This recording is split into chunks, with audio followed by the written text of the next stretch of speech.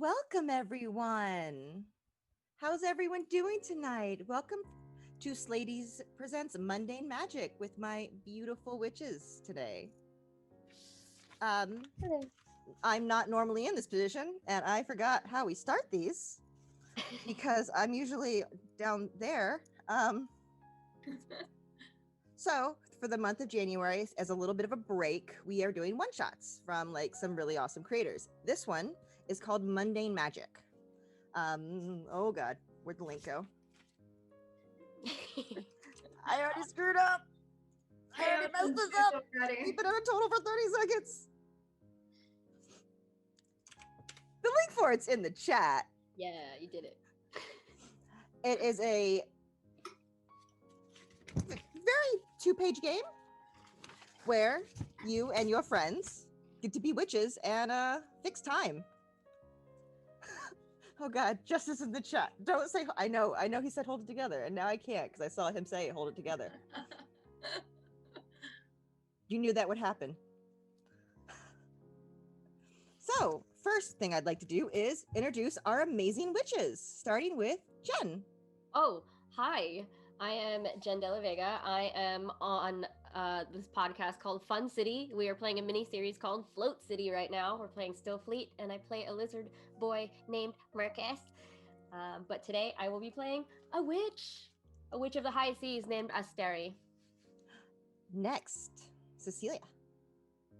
Hello, I am Cecilia Martinez, aka Cecilia Creates on Twitch. I actually do code streams most of the time, but here today as a witch, a playful kind of psychic time traveling witch named Nora, and yeah, excited to see what kind of trouble and fun we can get into today.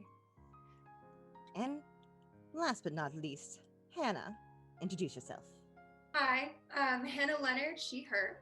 I just really like TTRPGs, like a lot, and also these badasses. So I'll be playing Endora today. She's a kind of feline influenced witch, has a thing for her black cat familiar.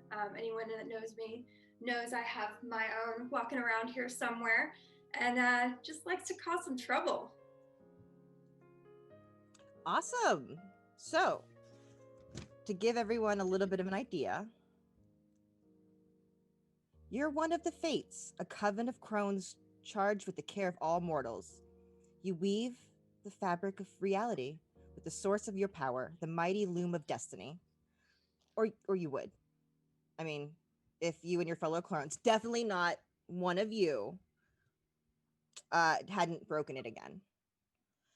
So again, we're going to have to send you out to fix the realm of mortals and make sure everyone gets back to their everyday lives the old-fashioned way, and no one knows that magic's real.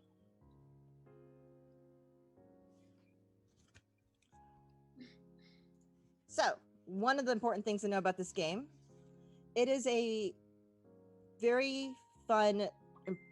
My phone is not muted.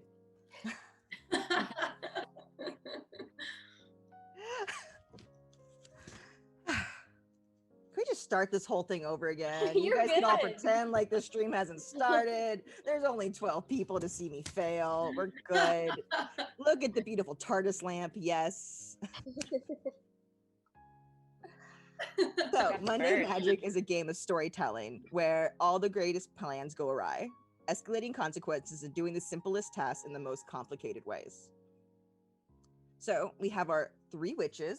I'm going to roll a d6 to find out what our moon phase is. Oh, yeah. The moon phase is important for everyone because this tells us how many spell tokens and how many chaos tokens we're going to start with. I rolled a 6. Wow. We shall rejoice. I even used my obsidian dice for you guys, and yeah. So we start off with 5 spell tokens. So you guys are going to be set. I can't mess with you guys yet. All the witches are blessed with certain skills, certain gifts, as you might say. Minutia, muscle, and moxie. Minutia, you have the knowledge And knowledge is power. Muscle, you know what muscle is. You can get through something. You got the claws, you got the agility. Moxie are able to use their charm in intoxicating ways to fuel their presence. So, these witches are going to use their gifts to get through their next mission. So, witches, are you ready for your mission?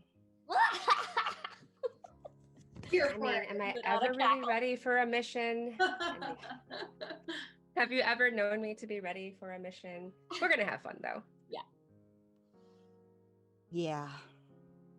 Well, anyway, you get zapped to a little alleyway.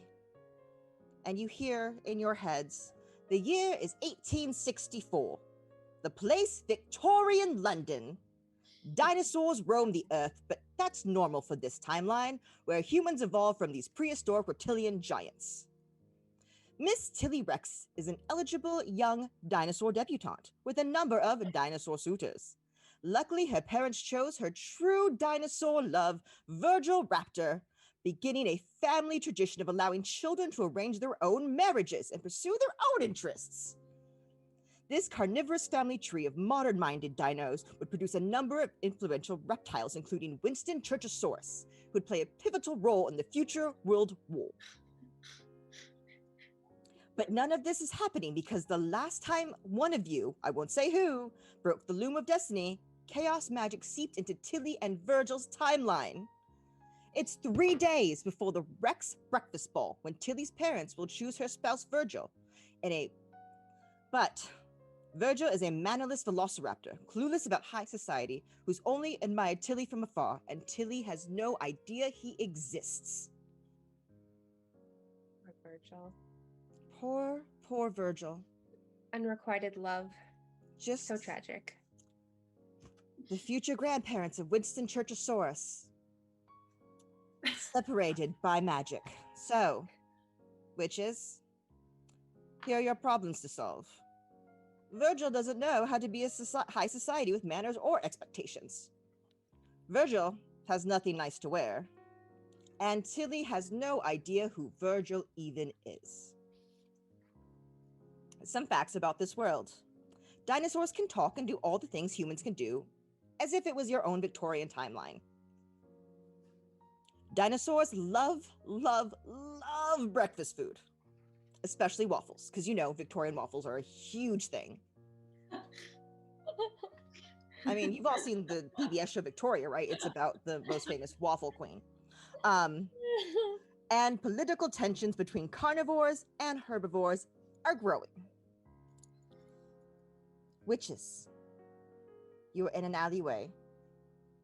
How do you get past your first task of hiding yourselves from these dinosaurs so they don't know that you're there? Oh my goodness. Haha! Someone else gets to be. Oh man. And how many dinosaurs are there in this alleyway?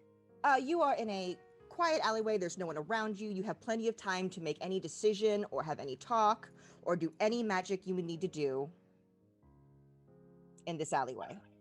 Don't worry, no one can see you. I guess I would start by saying what Asteri looks like. She already. She looks waterlogged. She is 484 years old and has a hunch. She relies on a cane to walk around, and so she would stick out like a sore thumb. With bright red hair and seaweed as tears going down her face. Oh yeah, exactly. Great! Now there are voices in our heads that only we can hear. Yeah, what else? What does everybody else look like? So that you'd have to see how Nora, much what do you look change. Well, I mean, no, me, Nora, always has to show up for a party well dressed. Might be a little bit past my prime at 501 years of age, but I think that I wear it well, like a wine or a cheese or something else old but tasty, you know, and that's yes. Whiskey. Old but yes. tasty, nice. Yes. And but you know, I tend to kind of dazzle wherever I go. So I would definitely stand out among these dinosaurs without some kind of disguise. Absolutely. Oh Lord, yeah, Endora. At a healthy 334. She's what you would call super vain. So uses some of her magics to appear ripe and fresh at her, early to mid 30s. Not unlike myself. Such a baby. Has because of her familiar and her focus on particularly the muscly aspect, she has adopted some cat-like features. The slitted eyes, some kind of long talony fingers. Doesn't look much like a dinosaur. So None of us. Yeah. None of you are already ready to go into dinosaur society. Now that we know what you look like, and you're all standing in a little bit of a circle and looking to your left and right and seeing who you're assigned with, there's a fun little part of character creation that we have not done yet. that's right. Where you get an annoying little habit, and you end up owing someone. So, Asteri, the person to your right is, we're going to go on this screen. I'm looking at too many screens. Is Nora. So, for Nora, what is her annoying habit? She loves candy, and there's always some kind of crinkling noise whenever she moves. There's a pocket full of wrappers. You can just hear it. You know, if we're trying to sneak around, you just hear candy wrappers. And you're like, stop. Okay. I'm feeling a little called out with that annoying habit, but okay. Nora, you get to give one to Endora. What is her most annoying habit that you've experienced in your travels together?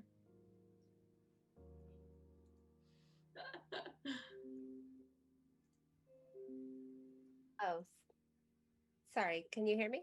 Yeah. Yes. Hi. Okay. Yes. Hi. Sorry about that. Yeah. So, annoying habit. You know, I have heard. She has a bit of a unique laugh, kind of a giggle when she's particularly tickled. That is quite piercing. So good. Oh. That's just adorable. That's not annoying. And Dora, what is Astera's most annoying habit that you've noticed? Yeah. You know how everyone has met this one person in their life, and they fancy themselves really musically inclined and walk around whistling all of the time. But one, they can't whistle well at all, and two, just have no sense of pitch. Gets a little grating. Yeah. Odd whistler. Thank you for that. Bad times. I hope Got you it. can actually whistle, or not in this case. Excellent. Oh man, I can't wait to see you try to whistle as a dinosaur. Oh, God. And then going back around, Astera, what do you owe Endora? I owe Endora. Okay. Because now we're going to the left, so we're going the other way. So I stole a little rubber stopper off of one of her chairs that she likes to use at home because I needed it for my cane. And so so she's a little off kilter when she sits in her chair. I need to give that back eventually, but I need it to walk around. Yeah, you're paying for the repairs to the floor, by the way. Just one long scratch across the room. We'll deal with it later. Endora, what do you owe Nora? Oh, let's see. Um, uh, I probably like borrowed a small knife to like kind of try and like calm the just massive nails like talons that I have. Try and like I claim that I'm trying to calm them down, but really I'm probably like sharpening them to a point. And I never gave that like little pocket knife back. Just you just tuck it in your pocket, forget about it. Yeah. And Nora, what do you owe Astera?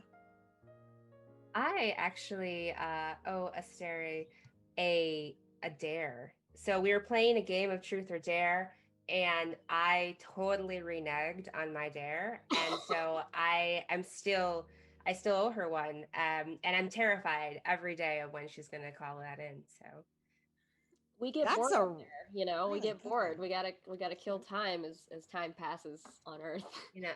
I don't regret it though, because that dare, you went too far, and you know what you did. There's already drama. We haven't even gotten out of the alleyway, witches. Witch is gonna witch. Here you are in the alleyway, looking back and forth, remembering all the things you may owe, and all practicing your annoying little habits. How do you blend in with society? Well, number one, we're not dinosaurs. No, number one, you're not dinosaurs. Also, remember you have all 5 spell tokens. Ooh. And you can use your gifts. So how this works is everyone had 5 points to spend between Minutia, Muscle, and Moxie. And they can use those gifts to get pretty much something done, as long as they can describe it. They have spell tokens they can use to do big spells or really mundane, silly stuff to get their points back. Every time they use a spell, it turns into a chaos token, which then I get to use to have a little fun. So here's a question, DM. Okay. So as a witch with a little black cat familiar, who allows me to do like a little beast mastery fun things, call in a horde if I need to, magically shapeshift into a monstrous furry being, that sort of thing. Since monstrous furry beings don't really exist in this particular like splintering of space-time, what does that look like? Do I just kind of whip that out on my own? The fun thing about this timeline is literally all dinosaurs and saber-toothed cats and mammoths all live at the exact same time. So that furry friend might just be a little... It could easily be a saber-toothed tiger and no one would bat an eye. Gotcha. Just normal. Shifting into a dinosaur is not an option here. You could all shift into dinosaurs. You have spells. You're all witches. Yeah. And remember, like I said, the best part of this game is if you can describe it, you can do it. I want you guys to get as ridiculous and crazy as magical as you want, and I'm gonna try to keep up. Okay. Are we gonna need to be able to interact with the dinosaurs? So there are choices. You can interact with them if you would like. You could try to do everything from the sidelines. How you go about this mission of getting Miss Tilly Rex and Mr. Virgil Raptor together is up to you. So I'm assuming that there's like a typical London alleyway, that there's some like trash and stuff just kind of like laying around. I'm gonna start going through it and see if I can find like a discarded newspaper and look through the ad section to see, like, get an idea of the like popular fashion choices at the time, so we can disguise ourselves a little better. That sounds like you don't need magic for that. You need to use... That sounds like something Moxie. Well, I don't have very high Moxie, so let's do it. Well, actually, I'll give you this. You can either use Moxie or Minutia. So They you can are either both use your. equally bad. I know, but I'm giving you a chance. Do you want to use your knowledge or your charisma? Let's do knowledge. Yeah. Okay. Let's do minutia.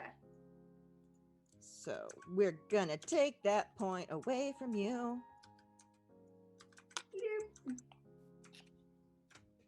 It's already started. And as you start digging through the trash, you pick up a newspaper, you're going through it, you're seeing pictures of the most hot Victorian couture. Think of every Wuthering Heights adaptation. Think of every Jane Bronte book. That's the same person. There's 3 of them, so it could be different Brontes. Anything, it's big puffy sleeves, big ball gowns. It's just excess and fashion and layers and corsets and bodices, and you don't really know how a dinosaur wears a corset or a bodice, but it works because this is magic. And Dora's like little cat eyes, just like, when they see something really big and it's just like all pupil. Mm-hmm. She's just flipping through this and like giggling. And because you used your minutia, I'm going to give you a location. You do flip past an ad for Fossil and Horn Haberdashery. It is the most esteemed shop of men's clothing and accessories in all of London. Ooh. Might be something you might need to remember for later. Do we know where this is located based on the ad? Is there a nice little map or? Yes, because of the ad, you know exactly where it's located. Excellent. And because you're witches, you do not need directions. You have magical GPS. We are witches. We don't need direction. Keep that on a shirt. Thank you. I'm a strong, independent witch. Strong, independent witch. Don't need no GPS. So what are the other 2 doing? I think Asteri is unraveling a sea scroll from her cane. That's kind of where she keeps her library, and so she has like just very loudly rummaging through scrolls and looking, spending some minutia here to look up a spell like, how do I transform at least my appearance, my face, into a dinosaur like situation. Okay. I'm going to say you have your scrolls, you used your focus. You can use a spell token to turn all of you into dinosaurs. Sound good to everybody? I think I found something. I think I found something here. Yes, way back in 1470. There's a great description. Oh, what a great year. So sad it's gone. But before you turn into dinosaurs, Nora, what were you doing? Did you want to try anything before you're just changed? Yes, absolutely. So actually, I wanted to use my one of my spell tokens to use my focus. I have my crystal skull. And what that I magic can does that use. possess? It has the magic of both psychic power and time. I can peer through the curtain of space and time, and I decide to survey the area, and I peer into these little Victorian dinosaur brains, and I find out that they have an unrelenting desire for chocolate chip cookies, like just bananas for them. I mean, it is the second favorite food to waffles, so yes. Absolutely. And so I actually use my gift of Moxie to make myself smell like chocolate chip cookies. So the dinosaurs are just so entranced with me that they don't question some of my, little dinosaur oddities, if you will. So I just smell like baked chocolate chip cookies, and it drives it brings all the dinos to the yard. You now will smell like chocolate chip cookies until the game is over, or you wish to drop this smell. That was amazing. I was not ready for a chocolate chip dino. So subtlety is not as really our strong I point. do. I mean, I love candy, and I saw the opportunity to smell Yeah. like something sweet and had to take it. You know, you're definitely You know, staying with your it's, theme. I love it. my weakness. So as Endora, you saw the ad, your eyes lit up. You have the perfect dino dress outfit, whatever you want in your mind. Nora, you do a spin and you're like fresh baked cookie smell. Astera whips out the last parchment, places it down. She's like, I've got it. And you all go poof in a green puff of smoke and a Nikki. Not Nikki. No one knows I can say that. She was there. Did you do the roar? I can't hear it. Okay. That's probably better than my roar. But what dinosaurs did you all become? Oh, I think Asteri turned into a small Rex. A little mini Rex? Yeah. Kind of like a tiny pony, like a. But it's That's so but it's cute. Next, Nora, what did you turn into? I'm all neck, brontosaurus, baby. Just All all neck. neck for days. You know, goes Mm. all the way up, all the way up. Yeah, You are a chocolate chip brontosaurus. I am in love. chocolate chip brontosaurus. That's the dream. Yeah. You know, back And in in- my witch school days, I always dreamed of being a chocolate chip brontosaurus. And Endora, Dream big. what is this most vain and beautiful dinosaur in fashion that did you produce? 100% a velociraptor. Yeah. They're, I mean, necks might not be as long as brontosaurus, but they're thick in all the right places, elegant. They got the claws, they got the eyes. Velociraptor, hands down. Thick in all the right places. So good. Yeah. And And you're they're familiar? like they're wide, you know? They're like, yeah. I just beautiful. And did your familiar change as well? Oh yeah. Oh shit.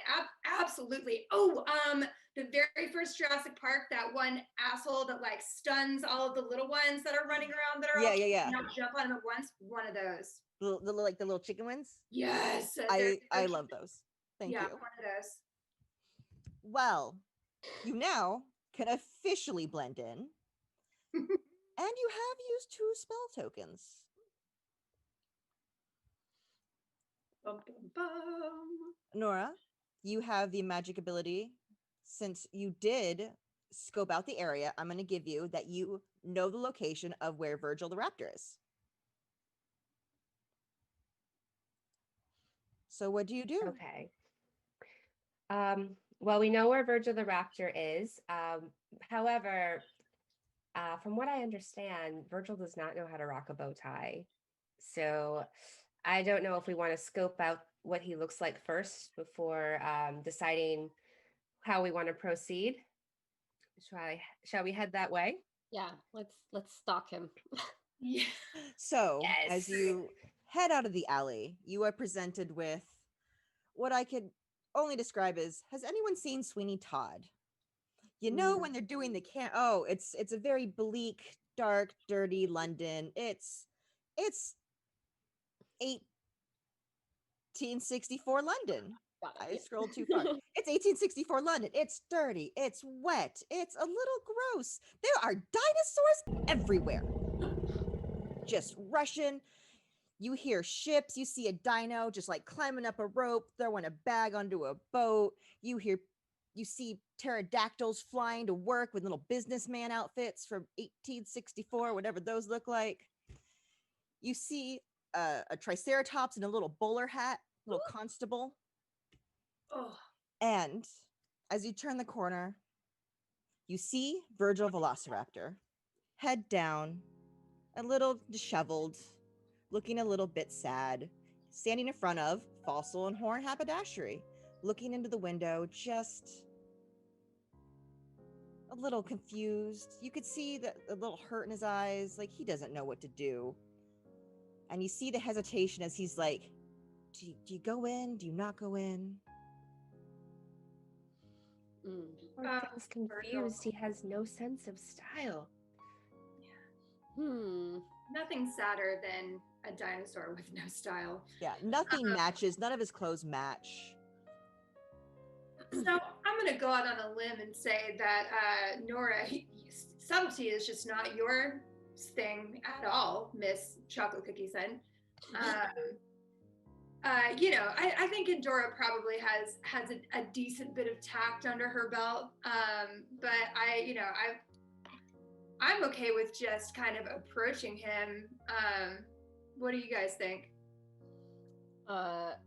Asteri likes to work in the shadows mostly, but I think she's gonna try to just whistle and bump into him, like as if, oh, sorry.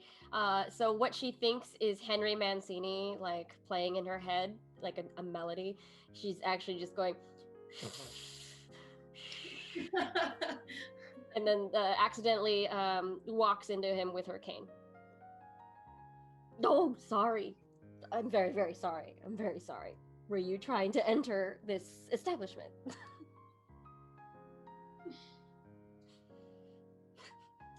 April, I think you're muted. I was muted. We didn't hear any of that. He's just so disheveled. He was just speechless for a few seconds. His mouth was just moving and no sound came out. And he's just, I'm so sorry, ma'am. I didn't mean to. Were you trying to get away? I'm so sorry. I'll leave. And he's just trying to get out of your way. Oh, no. Were you trying to go in there? I don't know. I just, I mean, you know of the big breakfast ball, but and he just looks defeated. What is it? What is it? Spit it out. What's your problem? Asteri's very argumentative and direct, so.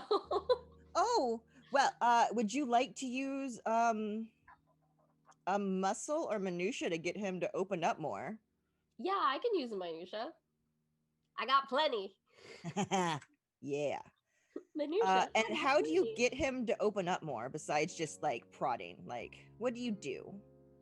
Oh man. You're a witch. Do a little fun thing do you have to do? I do like a Sherlock Holmes sort of analysis of his whole getup. Like, torn shirt, like, mismatched shoes. One sock, like. As you're looking up and times. As you're looking up Virgil Raptor, looking him up and down, just studying him, going, your shoes don't match, your shirt is torn. Doing a RuPaul read, but trying to be nice. Yes. It's not that nice. You have no moxie, so it's a little rude.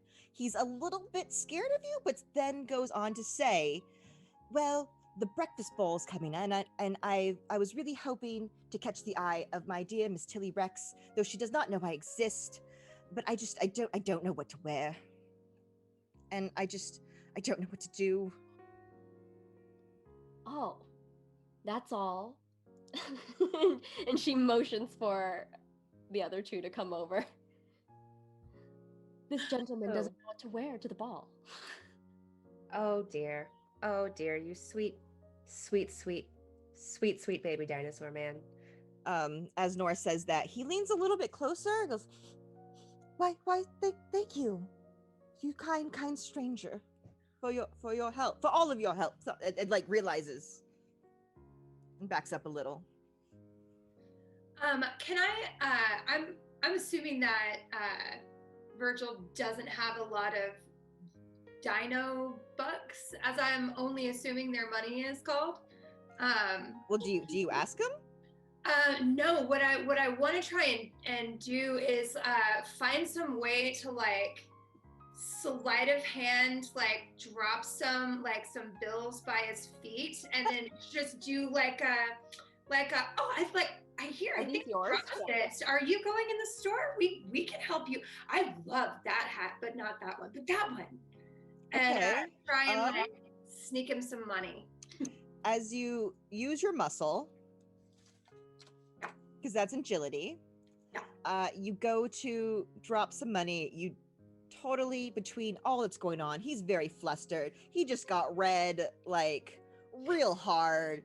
he's a little confused by sweet cookie lady next to him, and I mean, you also confused. have a little tiny little dinosaur. You can get away with it. He looks down, all disheveled. I don't know what to do. Oh, and he goes down and picks up the wad of, I'm guessing the rolled up wad of money, because I assume that's what you would drop. Nothing clever like loose change, but just a wad of Yeah. money. Did any of you ladies drop this? I'm almost positive it came out of your pocket. I think that this one here jostled you quite a bit, and that cane can be quite inconveniencing.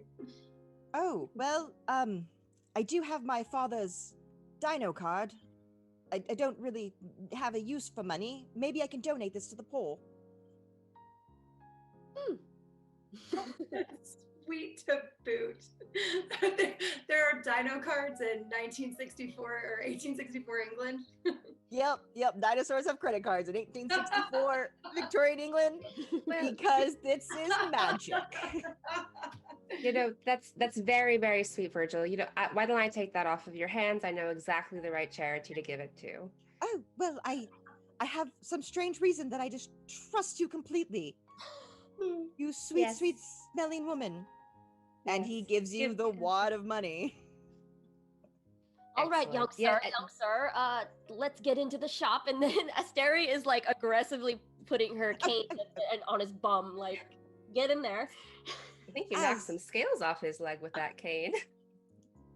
Oh, listen, no. Well, it's okay because it has no the use dawdling about. No use dawdling about. So as you get in, you look around. It is a very well kept shop. It's a very nice shop. It has like the mannequin dress form for a man. I don't know what they call them. Dress form still, I guess. Like the three mirrors and the little stand in the middle where they measure people, and of course the ceilings here are all like stupid high, or buildings open up because of dinosaur necks. So Nora, don't worry, you can fit perfectly comfortably. And you see two gentlemen, and they will, as you walk in, oh, hello. I'm Clifford Fossil, and this is Ernest Horn, and we are the sole proprietors of this friendly establishment. Welcome in, all of you.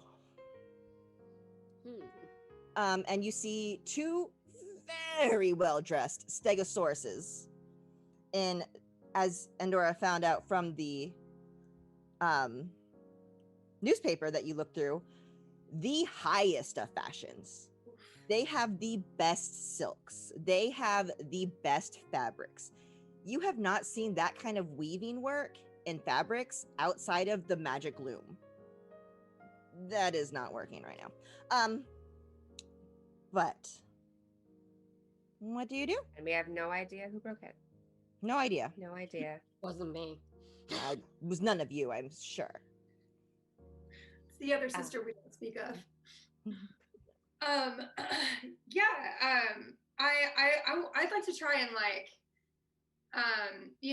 with Asteri's help, as she's kind of pushing him into this store, start kind of grabbing a couple of the items that I would recognize from the magazine and kind of like holding it up to him, and start talking to the two proprietors to try and like get them engaged so that they'll fashion him.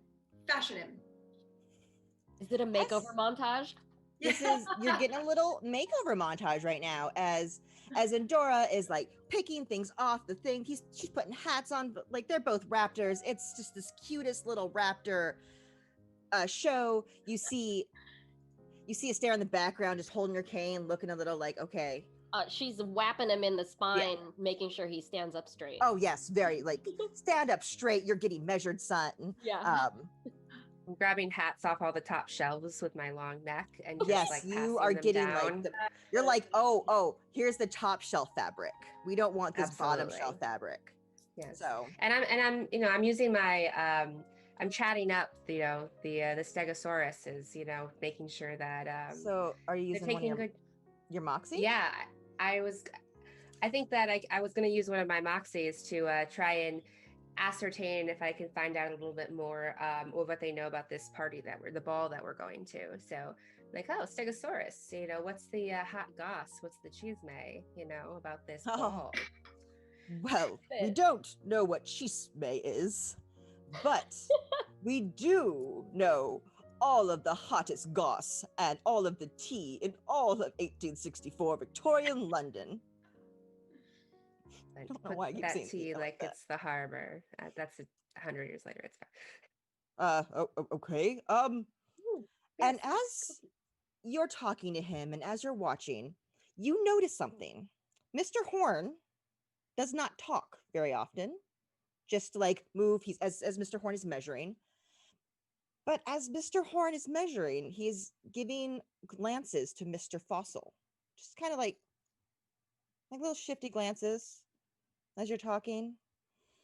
And then Mr. Fossil continues, "Oh yes, everyone's getting ready for the Rex breakfast ball when all the debutantes come out and they pick their spouses to be, and just more families trying to get them stronger, and ugh.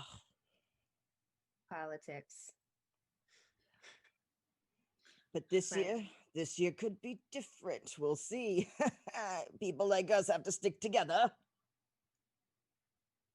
Like us? What do you mean, like us?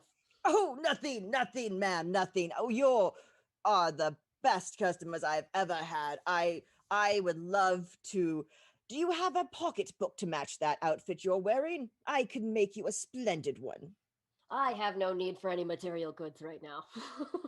"Yes, ma'am." And he realizes he's been caught talking out of turn and kind of scuttles away to the back. Like us? What did he mean by like us? I just like stretched my neck around the corner as much as I can to watch him scurry into the back room, but I don't know if I see anything. Would you like to use one of your minutia to see something? Yes. Okay. Use that Put this neck to use. And just a real quick, players, are you guys are on the spreadsheet with me, right? So you see when I'm taking away your points? Yes. Okay. Oh, I was keeping track manually. Look at you, clever. You can keep track manually, but we have a special spreadsheet It's very that pretty. we're Yeah. using to keep track of numbers. The cutest spreadsheet, may I say. It's really cute. It came with the spreadsheet is part of the package that you get when you purchase Mundane Magic. Oh. Like, I didn't even have to create it. Awesome. It's such a great little it's really helpful, especially for online play. So, since you spent one of your minutia, as you look around, you get to see, as he pulls back this giant red curtain, velvet, of course, and dives in, you see a couple other dinosaurs in the back. Mm-hmm. And they are speaking. You can't hear them, but they're all whispering. And as the curtain closes, you see all their eyes dart at you for a second, and you notice one thing. They're all herbivores. Oh. People like us, eh? I'm glad we have a brontosaurus in this group. Yeah. Us. Well, I So- wonder if it's worth do y'all have do you think that you may have the boy taken care of up here while I do some investigating with my herbivoric brethren? Yeah, Oh, make sure he puts we'll something handle on it there. from here. So I am trying to decide if I think that it's worth using my moxie or whether I should leverage my crystal skull to find out more about what's happening in this Well, location. just so everyone knows, you have one moxie left. And there are 3 spell tokens on the board. Oh. And 2 chaos tokens. Oh boy.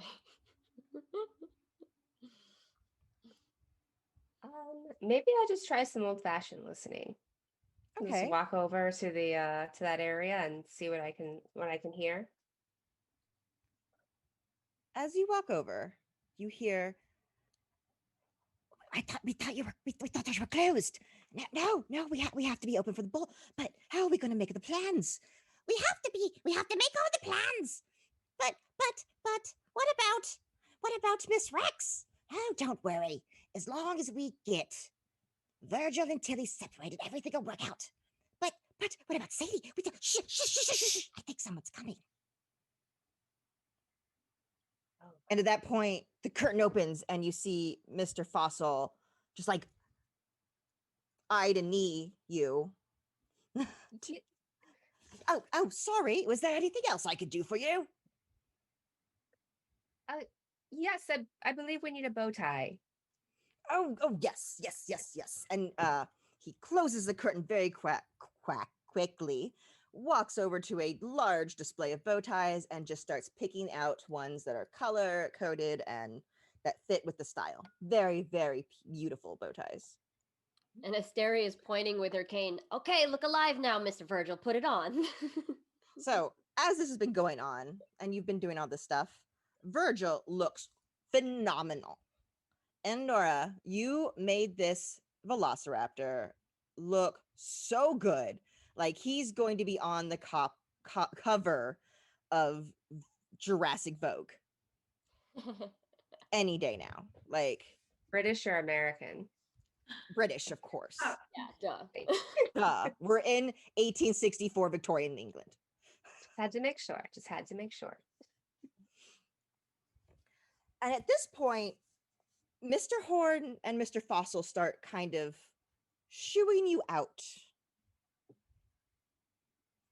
They're just kind of like, well, we've got the outfit, we've got him dressed. I mean, what else could we do for you? Please be on your way so we can help the next customer. Asteria like uses her cane to keep the door open and says, "Will we be seeing you at the ball?" Oh, yes, of course. We always attend the ball. We must be there just in case anyone's outfit malfunctions. We must be there with safety pins and duct tape, just in case someone breaks a heel while walking around all day. She looks him up and down and says, "Carry on." Very nice to meet you. And he does a little bow to you, Asteria, and Dora, and to Virgil, just like kind of like never really takes his eye off, but to Nora, he's like, he gives you a deep bow. He's like, be safe out there, looking directly at you, Nora, as he closes the door behind you. And I kind of whisper to him as I turn around, maybe we'll see you later, friend. Ooh. And I just leave it at that, So as you walk outside, what do you guys want to say? Do you want to say anything? Do anything now that you're outside? It's you three and Virgil. I want to see a dinosaur walking in high heels. Is that? There are definitely dinos in higher heels. They didn't really have like stilettos back in 1864 London, so they had like the thicker, like kind of flat ones. But you definitely do see some like prancing clips as they go across the cobblestones. It's not easy to walk across cobblestones with backward knees and heels, but they're making it work. Elegant.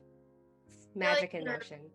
There are a lot of the like Victorian equivalent of creepers around, like just big stacks. Also though, as you're looking around and admiring everything, you hear the door go click and the sign turn to closed.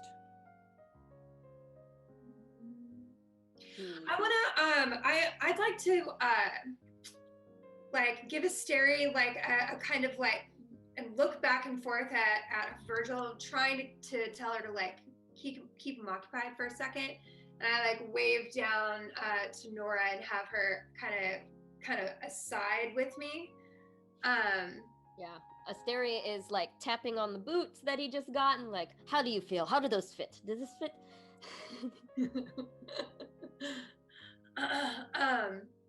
What did you find out? You're muted. I think you're muted again. I was muted again. I need to stop doing that. Again, he's just so shocked about how good he looks that his mouth just moved and no words came out. He was speechless. And he just, I've never looked this good. I've never had this much help. Thank you so much. And he's going on and on and on about how amazing and wonderful and helpful you are. While Andora's having this little side aside. Nora, what did you find out? I think that there's something going on with the herbivores. I think I can use my brontosaurus neck to, stick it where it shouldn't belong and find some things out. Really into the neck.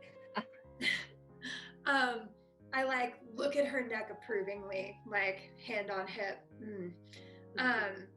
Do you think it would benefit us for you to try and sneak back inside? Or should we track them down later? I think that if we wait until we get to the party, I may be able to infiltrate their sewing room where they're going to be doing repairs and see what I can find out. We'll have to keep an eye out to see if they start some shit. Yeah.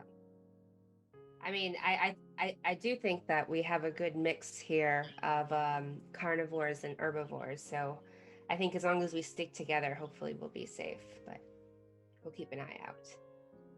And now Asteri is holding him by the collar and like, okay, Master Virgil, you must stand up straight. You must stand up straight. Promise me you will stand up straight. Yes, ma'am. Are you? There's one other problem that I have.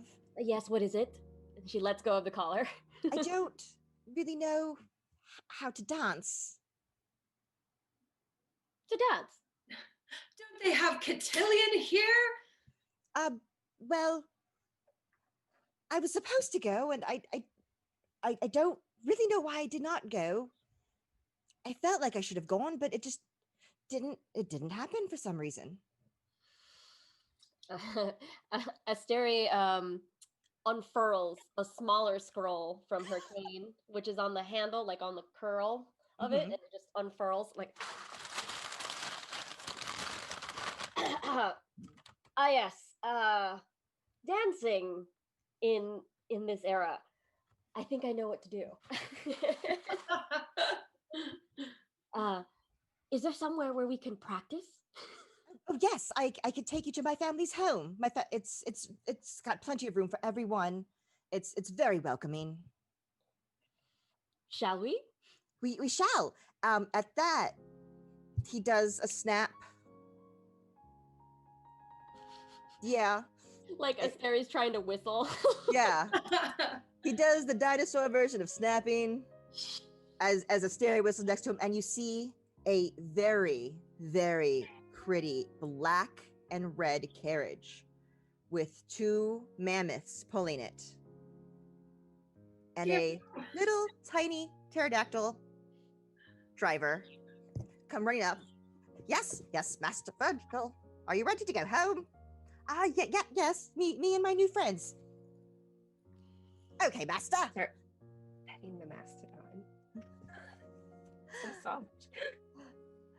And you are able to get in the carriage and take a very luxurious ride to his family estate. As you pull up, you see the garden, the hedgerows, you see a big fountain. You now realize why he did not need your wad of money. There are... He just dresses like he's poor. Yeah. He just doesn't know how to dress. He's just had a hard time. Maybe if a timeline hadn't gotten screwed up, he wouldn't be dressing like that. And as you pull up, you go around the big fountain. It takes a while to go up his driveway. Like, you're like, okay. He said we're here. We're still driving. We're still driving. Oh, look, the geese, the swans, the giraffes. Why are there giraffes? I don't know. It's magic. They wish they had my neck game. They wish. They're just like tiny little mini giraffes compared to you. Are you crouched in the carriage? No, I'm sticking out. Absolutely. And actually, the carriages are designed to have a neck hole. Oh my god. They're kind of TARDIS-esque that everyone fits in perfectly without wrinkling their clothes, and there's plenty of neck room.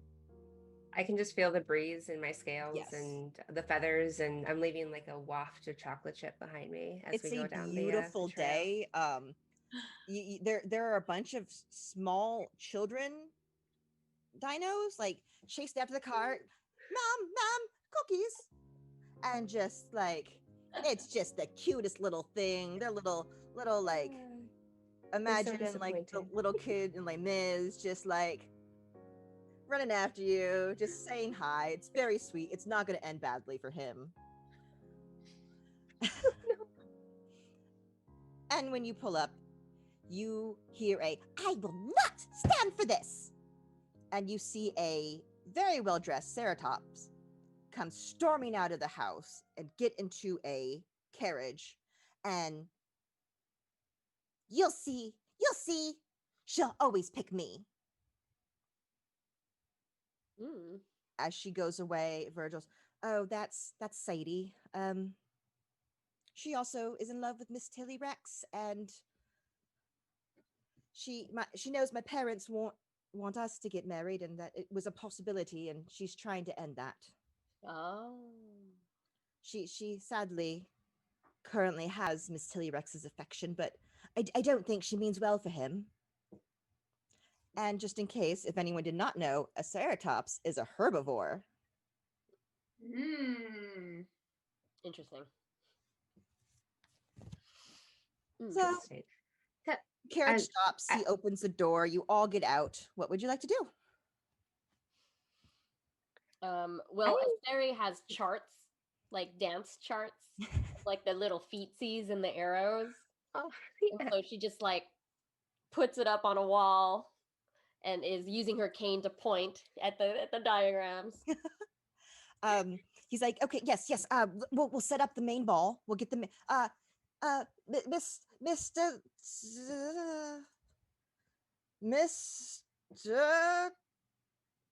Dawkins, Mr. Dawkins, please set up the ballroom for dance lessons, and rooms for my wonderful new friends. They're very, very nice." hello. And you see his little dino butler, Mr. Dawkins, all dressed up. "Yes, sir." Very Downton Abbey. Well, aren't you charming? "Oh, thank you, Mom. If there's anything you need, there's a little rope next to your bed. Just give it a pull, and one of us will be up there. I will set up the dining ballroom for you all. I'll put out some tea and some snacks. I'll take Is there Mr. candy? Oh, of course, ma'am. All the candy you could eat. We have jelly beans, gummy bears, chocolate chip cookies," as he starts leaning in kind of closer to you. "Anything," and he just looks you dead in the eye. "Anything you need, ma'am, I will do for you." Not in like a creepy way, but in like, he might put down his life for you at this point. You don't know. It's got a little weird for a second. As he then straightens up, realizes it. Doc, there is something actually. Yes, Mom. Do you have any mammoth blankets for my room? I felt a mammoth earlier, and I just think I would really like to sleep under a mammoth fur tonight, if that's at all possible. Yes, I will ensure that you have the highest quality mammoth skin blanket that we have here. It is, of course, ethically produced. No mammoths were harmed in the making. They died naturally. It's all natural, organic. Every part was used. We only, I don't want you to think, because this is a home of carnivores, that it is a violent society home. No, I would never accuse you of that, Mr. Dawkins. Not in such a fine home as this. As he gives you a little bow, he goes off to do his little chores, and you three are left alone in the front of this house as everything gets set up. Oh man, we're left alone. Okay. Yes, they're just going to set up. Like, you could do whatever you want now. Okay. All right. So I did want to fill y'all in on Tilly. I think that I think something's going on with her. Are they have the people at the shops have some kind of plan to interfere with what we're here to do, it sounds like. I think we might need to investigate this a little bit more. How much longer do we have until the ball? You have 1 day. So one 24-hour cycle. So it's not tomorrow morning, it's the morning after. Got it. Okay. Oh, breakfast ball. Got it. It's a breakfast morning. ball. Oh, right. Yeah. Yeah. Weird timing. I mean, they love waffles. All right, I'll work on getting this Virgil into shape on the dance floor. She's very she Asterity looks very severe and acts very aggressively, but very gentle on the dance floor actually. Floats like a butterfly. Just, Mm-hmm. Very lithe, flows like water. mm. Uh, anyone else want to do anything right now? Yeah, you've got to, I was definitely going to say that we need to kind of muscle that dance lesson in. So I see you have a muscle. Do you want to take lead on this? And then if you feel that he needs direction, you cannot give him from first person. I can step in and you can whack us with your cane. Yeah, yeah. I can spend a muscle gift to Okay. get through this first lesson. So you are going I to have no muscle. It's gonna be like this, guys. It's gonna be bad. you can just cheer him on. As you're dancing, you're using your cane and you hit him every so often. And Nora, you're keeping to the beat. You're, of course, the most elegant dancer on the dance floor. It's just perfect. Raptor and Raptor just dancing back and forth. You're getting the box step down. You're getting the waltz. There's a little tango going on. But all of a sudden, chaos erupts. Bum, bum, bum. And in his excitement of getting this dance in his beautiful clothes and his new friends, he trips. And in tripping, he takes Endora down with him. And it might be a little harder for you to be your dress is ripped. You're not at the height of fashion right now. He doesn't know what to do.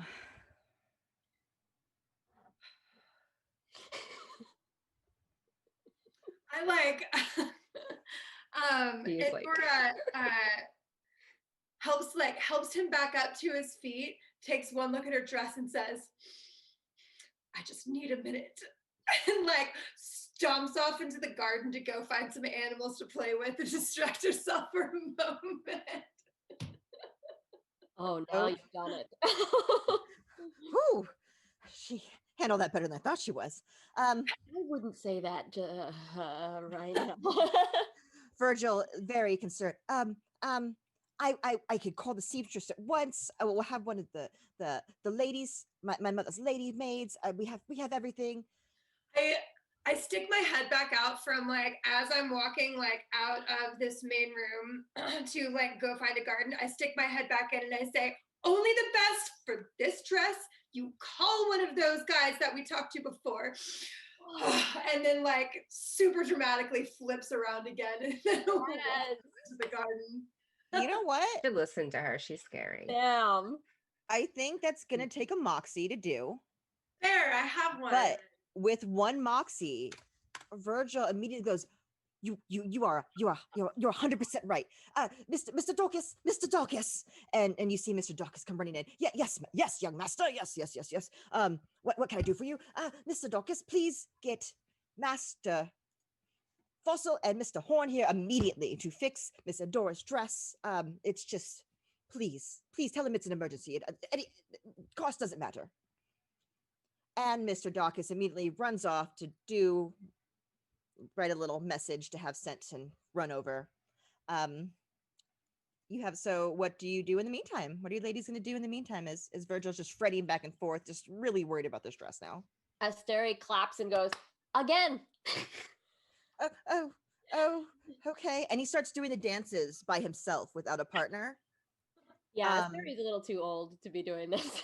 She's matronly and you do though, because with everything, he has gotten the steps pretty good. Like you're watching him do the little steps and you think he could do this. And as his solo tango comes to a close, it's real weird to watch him do a tango by himself, but again, surprisingly agile. He pulls it off. You see the two stegosauruses come walking in, looking a little disgruntled. We were called for. There's something wrong. There's a dress problem. Yes. Fine gentlemen. I believe Mr. Horn and Mr. Fossil. Mr. Fossil. You must be Mr. Horn. Oh, Mr. Horn's There's over only there. one of you. There's only two. one of They you. both Okay. walked in. They both walked in. Mr. Horn and Mr. Fossil, both of you, welcome. It's so wonderful to see you again. Yes, clearly we have an emergency at hand. And Dora, show them. I flounce back in from the balcony. I found one of the small animals that roams the grounds of this massive yes. house. You mentioned like a goose. Yeah. I found a goose. So I come back like goose tucked under my arm and just go, look at it. As they turn to look you as you walk in, they just go,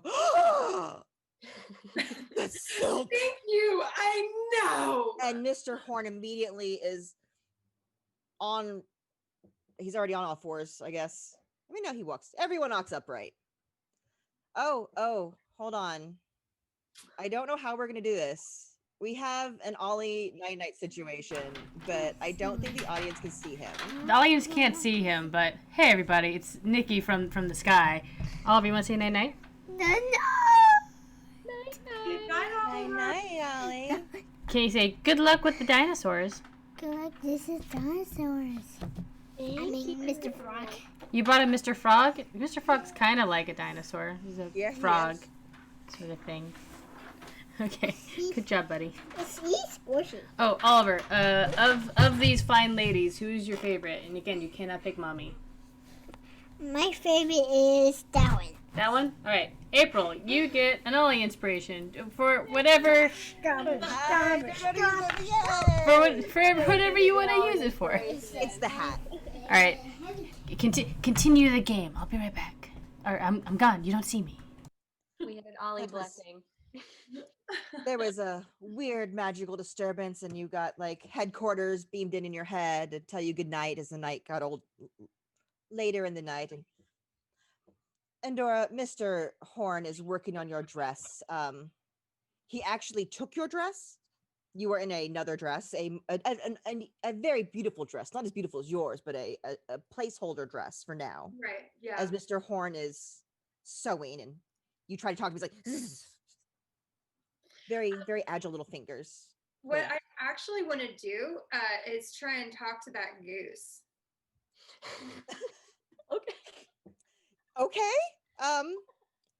That's gonna take a spell. So how do you use your focus to talk to this goose? Right. So I want to talk to the goose because I want to get a sense of the house goss, like geese are kind of assholes, like they like peck and attack for no reason, and they're like kind of intrusive. I feel like goose would have a good idea of like what the like relationships are between these dinosaurs that are competing for Tilly, and like what that actually is, not just what Virgil like thinks that it is. Mm-hmm. So I want to get the down low. Okay. So how do you magically do that? Like, what do you say to the goose? What do you do? Oh my God. Is specifically to communicate and get this goose the ability to talk. Right. So I have a feeling that I probably use my familiar as like a mediator when these things. So I probably like bring my like tiny dinosaur friend over here and like sit us all down on the ground and like a little triangle, and like look to my familiar, and I'm like, all right, what's the hot goss? And then like wait for the tiny dinosaur to like squeak over to this goose, who like quacks back, looks over and squeaks over to me. So it takes some time, but it's effective. It's gonna take some time as you're getting the spell ready. It like I said, it's gonna take some time for you to communicate. What are the other two of you doing? Actually, Yeah. I don't know. Go ahead. yeah. Well, so Mr. Horn is busy sewing. Where's Mr. Fossil? Mr. Fossil is sitting in a chair in the room, just drinking a cup of tea. very relaxed. I think I'd like to use my a spell token. Okay. What I'd like to do is get very close to Mr. Fossil and look into him and go back in time to when they were in the haberdashery in the back and try to get a glimpse of what was happening, even if it's brief, or a glimpse of conversation or a snippet. Okay. As you pull up your skull and you stare into your skull's eyes for a moment and you turn your skull's head to stare at Mr. Fossil, you see through its eyes, through the weave of time, a brief moment.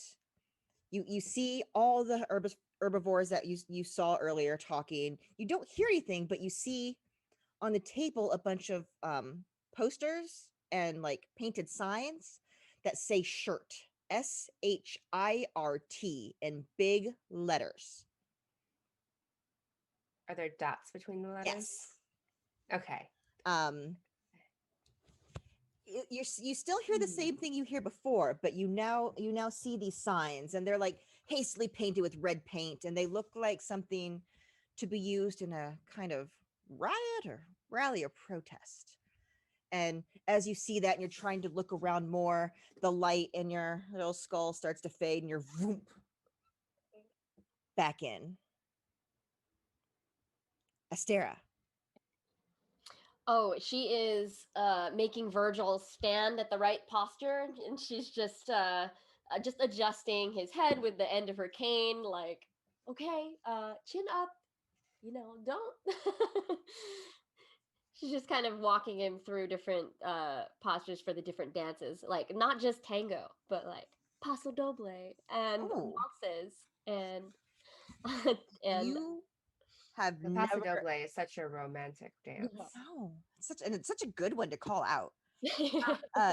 You have been spending so much time with Virgil and have been helping him over and over that he isn't even questioning anymore.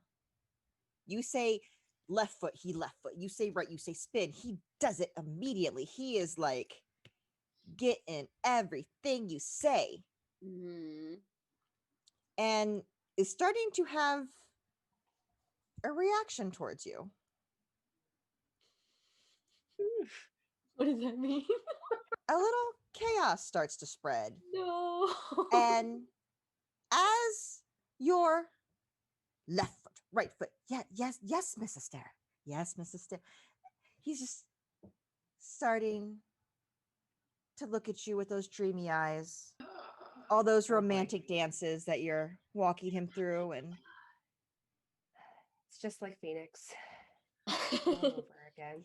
And it's just he might be developing a little crush on you. Oh my god, this kid needs direction. You don't feel anything creepy or worried about your safety, but he's definitely. Is your dinosaur form like super old too? Like I know you've got the chain around, but like you look like his grandmother, right? Yeah. Like Cinderella's stepmother, like very severe. He doesn't a T-Rex face, but I mean maybe because she's from a T-Rex species, like love transcends age. Yeah. And like who doesn't love a stylish cane, Yeah. It's just maybe he just starts to develop a little crush on you. Very sweet. It's more of the, can I get you anything? Are you tired? Do you need to sit down? Oh, anything for you. And like a grumpy frog, she is still terse and no, focus. Yes, ma'am. Yes, ma'am. As that's going on, and Dora, you hear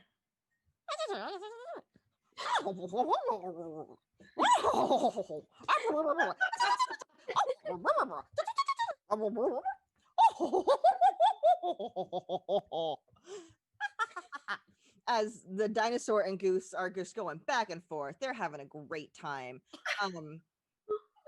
The Goose even does the wing thing where it's like, stop it. They're you can't tell, but like they're kind of joking. They become really good friends all of a sudden. And the information you get is the mean lady who keeps eating all the bushes every time she comes to visit is trying to steal the young master's love from him. And that some of the geese who've been flying around town have been saying these weird rumors of a bunch of herbivores gathering in locations and causing some trouble. Of course, geese can't read, so doesn't know what the signs say, and all they can really tell you is the general direction of that way and that way. And as you start to think, you can tell that Sadie has been seen a lot recently around the location of the Rex breakfast ball. Okay. That's right, Sadie. Oh, Sadie. Sadie. What is Sadie like? What was her disposition like again? She was a little upset and angry as she ran out. She had said things like, "I was going to get her love, and she loves me." And do we know who she was talking to? Was she yelling over at Virgil, or was she talking to someone inside the house? Talking to somebody inside of the house, from what you can tell. Okay. So last thing I would like to do is just ask Mr. Goose here if any of the local birds were inside at the time or could see through a window and knew who she was yelling to.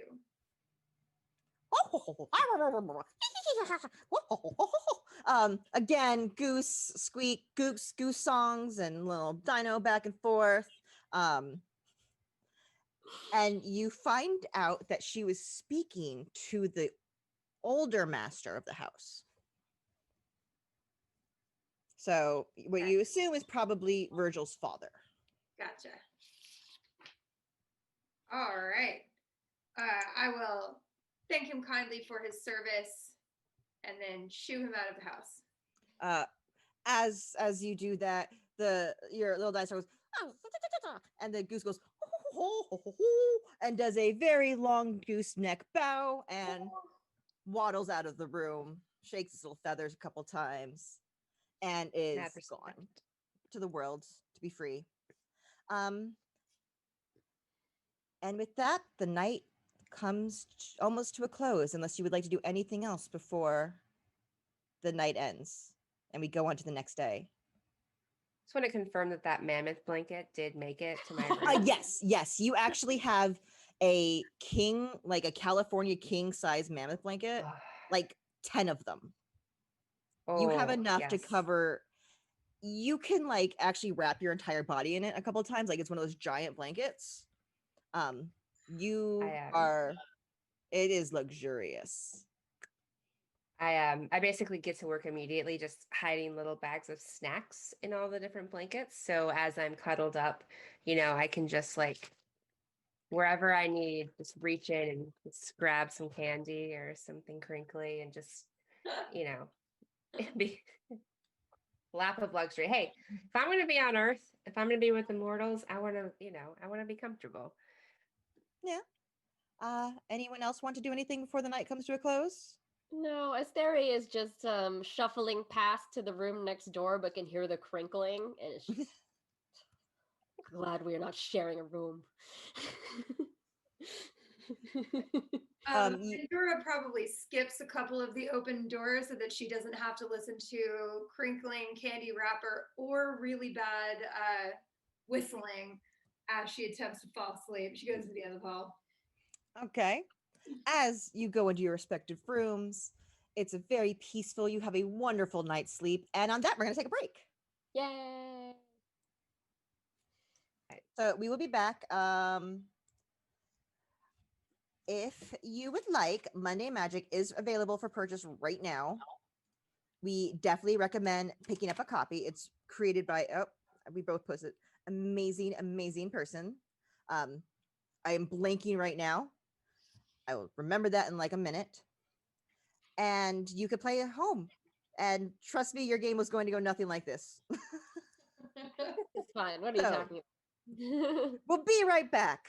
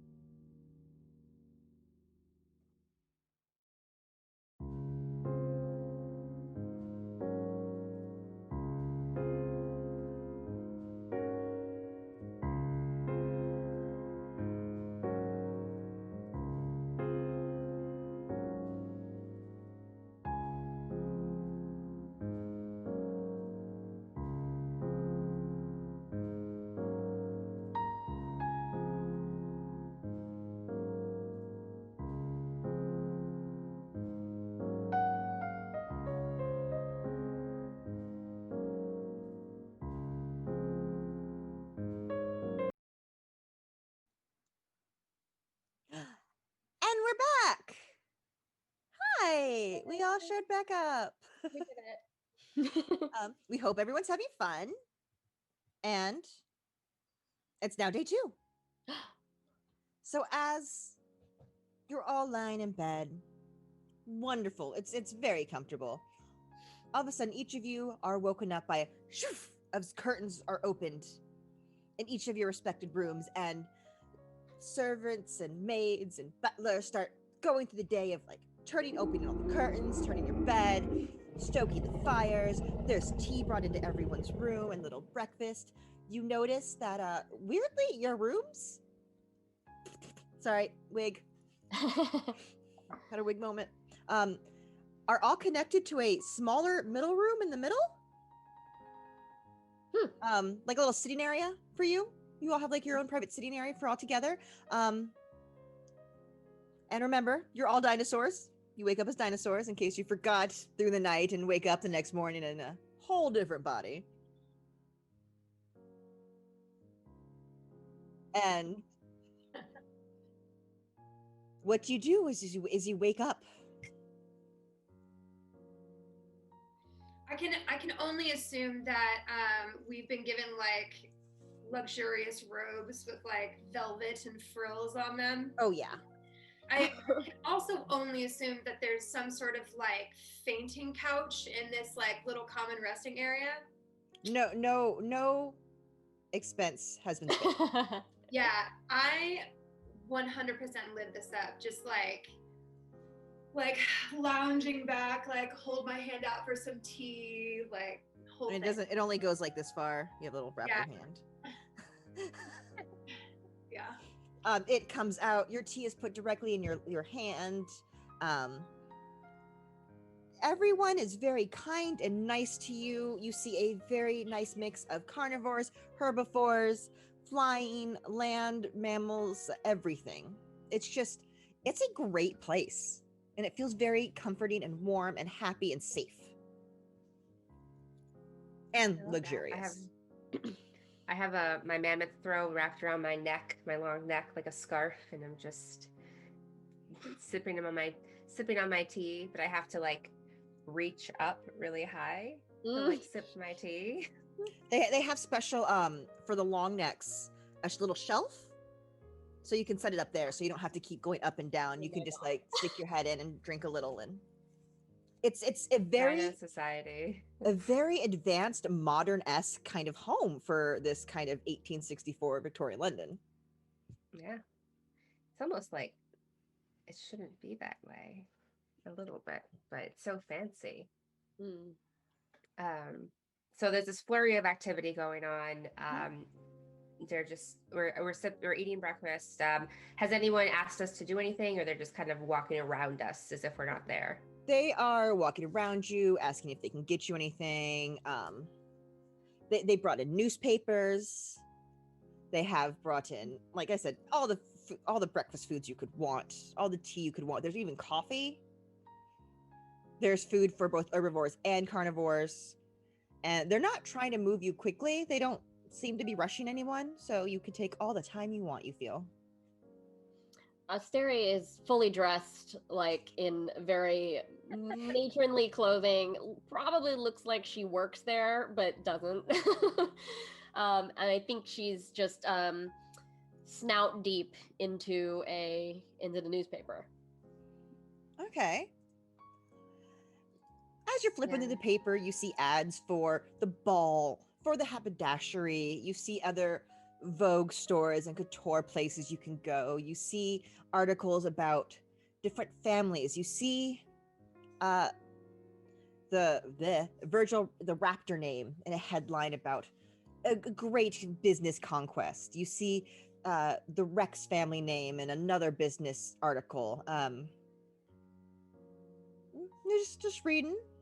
What's the name of the paper? The Jurassic Times. Woo! It is the number one selling paper in Victorian England, 1864 London. She looks for the colophon, which is the address and contact for the paper. Ooh, Let's see what you got. Let's see what you got. You have a minutia left. Would you like to use that? Sure. Okay. You have it. You have the editor's name. God, I don't know another dinosaur off the top of my head. Where did my dinosaur list go? Triceratops. Pterosaur. You see Trenton Pterodactyl. Trent Dactyl as the editor of the Jurassic Times, and a address, a phone number, and a picture of him. Cool. And Asteria is just like very gruffly like takes the paper down. I have an idea. What are Nora and Dora doing right now? I'm over by the breakfast table, and there's like 40 different types of grapes, and I'm just like popping them in, and I'm saying, and it's like, wow, as an herbivore dinosaur, these grapes taste amazing. I've never really been able to enjoy them, so I'm pretty distracted right now, just kind of over by the breakfast table, just munching away. And Dora is like still like lounging on this fainting couch, like tea in one hand, and probably perusing a paper with the other, and also like kind of listening to the chatter of the maids as they go about their kind of daily routine, trying to pick up on anything that seems out of place. Give me that sus maid action. Let's see. As you see the maids going about their work, nothing really strikes you as out of place with their actions. But you do have some muscle in case you want to wander around. Well, I'm curious to hear what this plan is. Yeah, I kind of look over to at Asteria, like the eyes get real big, do the thing. Yeah, she shuffles over with her cane and the paper trailing behind her.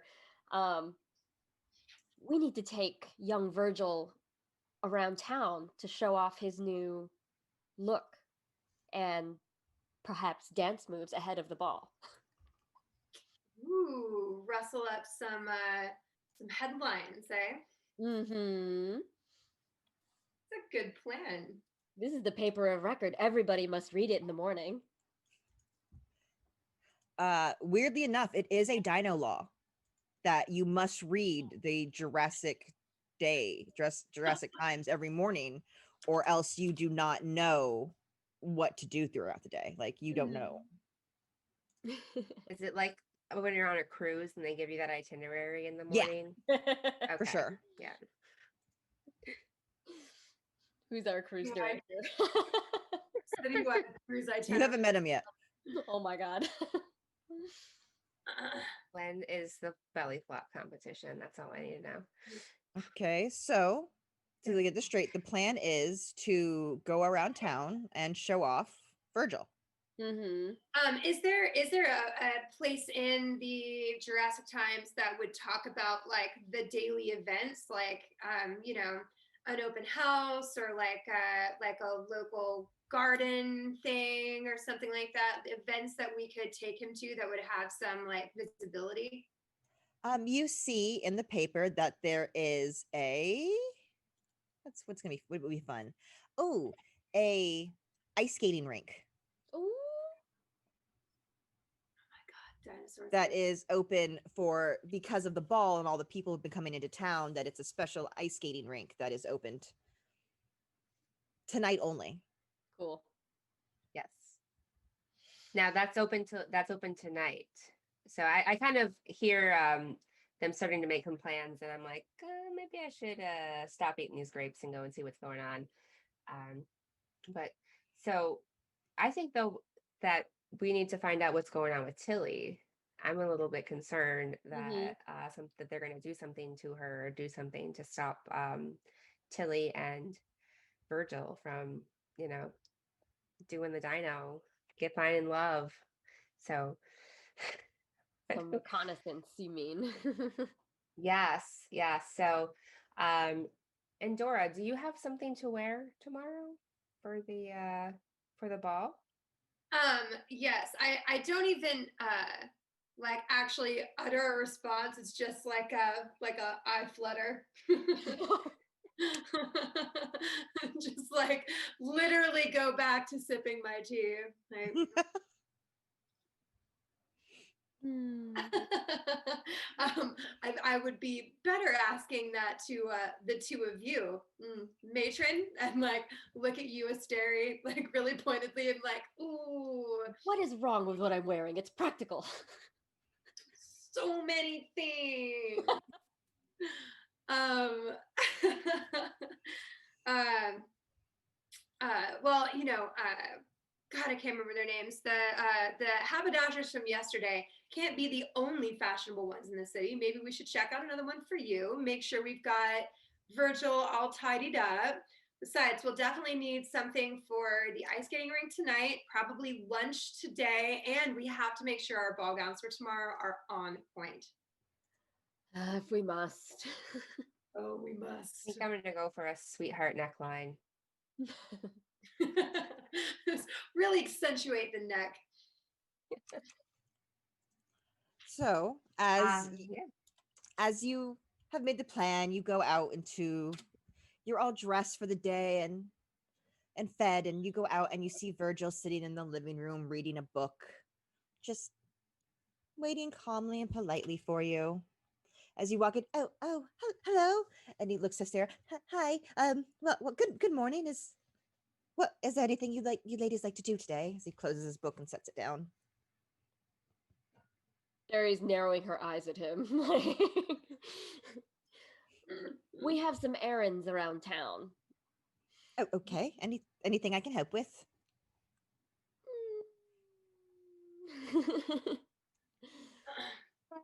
Well, we mainly need up, right? Like, yes, we shall need an escort.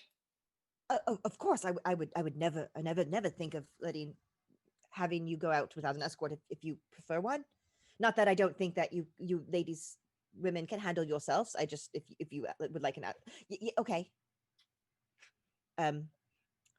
As he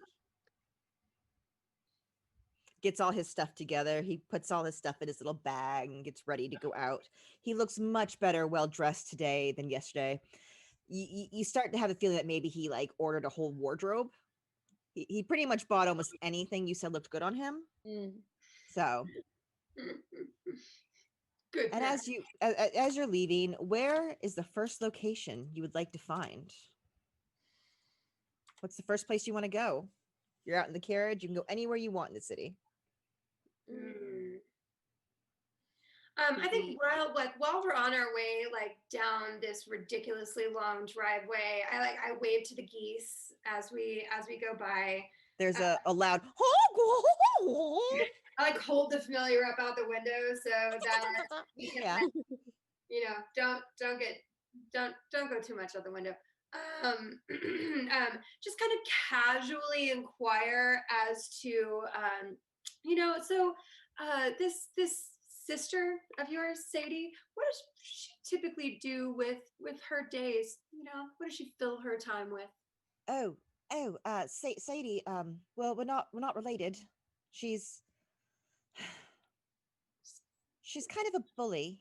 As soon as she heard that I had a crush on Miss Rex, she immediately went after Miss Rex. I mean, she is from a very well-to-do family. She would make a wonderful match for Miss Rex. It's just, I don't feel like she has her best interest at heart. Very noble of you. Yes. What does she do? Well, she's very much a member of society. She loves going out and about. She's anywhere that there is to be seen. She spends a lot of time shopping for clothing. And her favorite dressmaker? Oh, her favorite dressmaker is Raptor.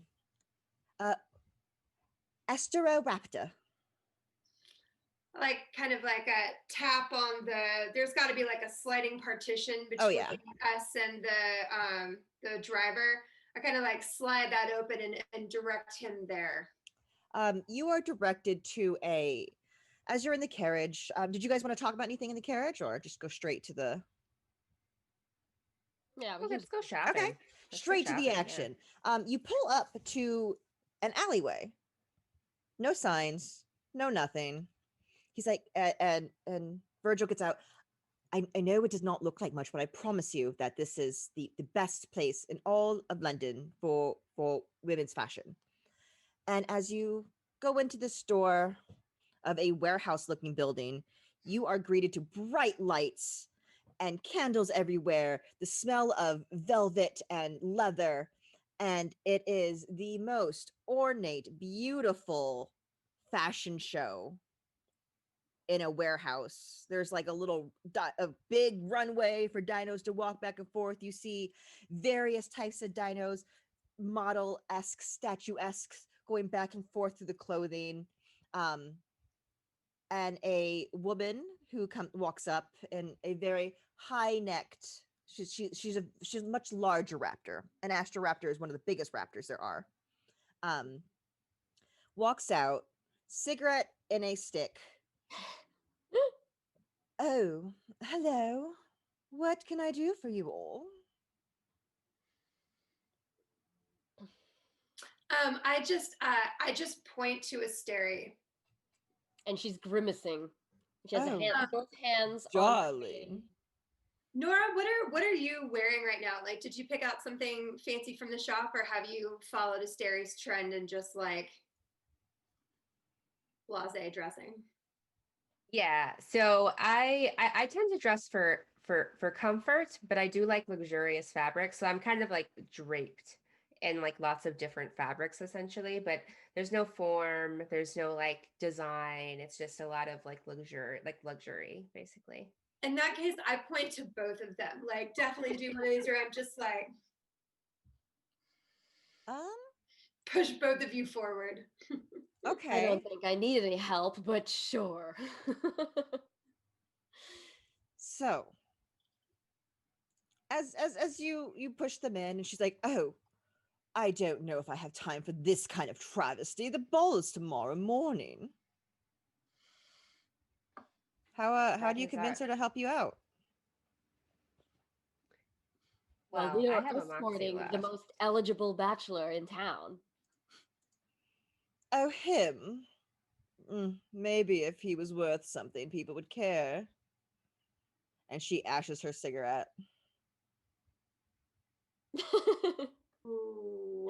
Asteri raises her cane, and now you see here, and then and then realizes where she is and that she looks like a dinosaur, and she just lowers her cane. We require dresses.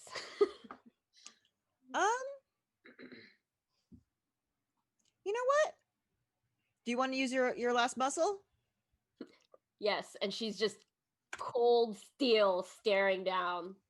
As Arthura Raptor turns to look at you, she looks down on you because she's very, very tall.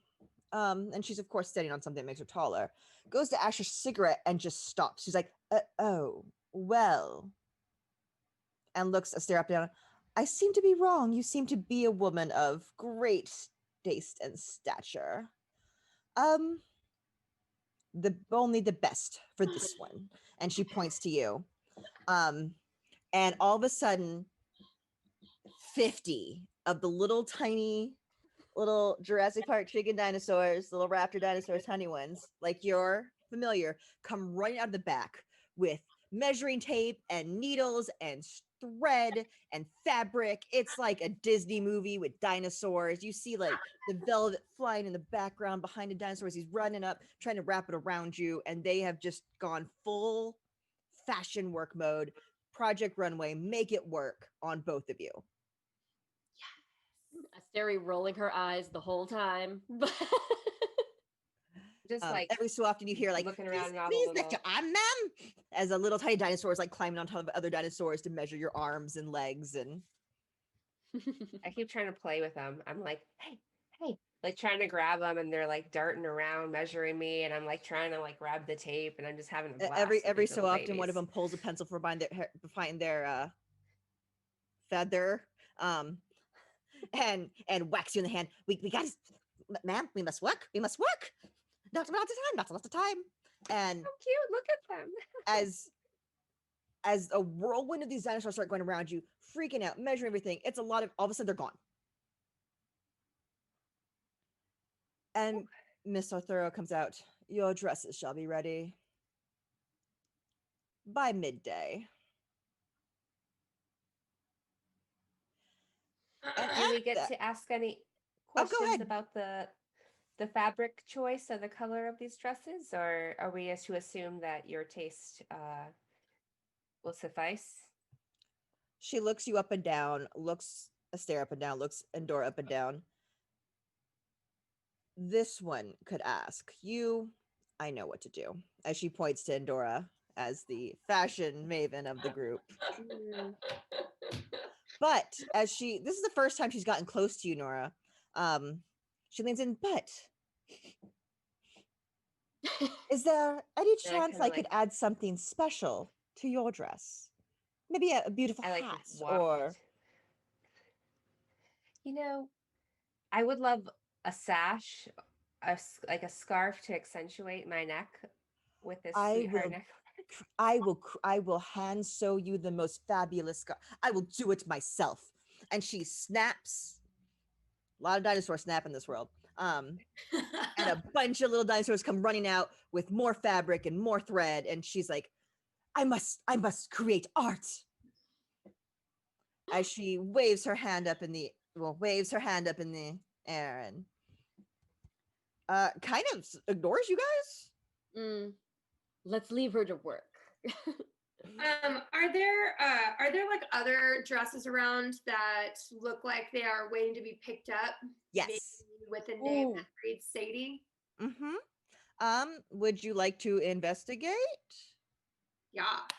So you, my friend, are out of minutia. Oh yes, I am.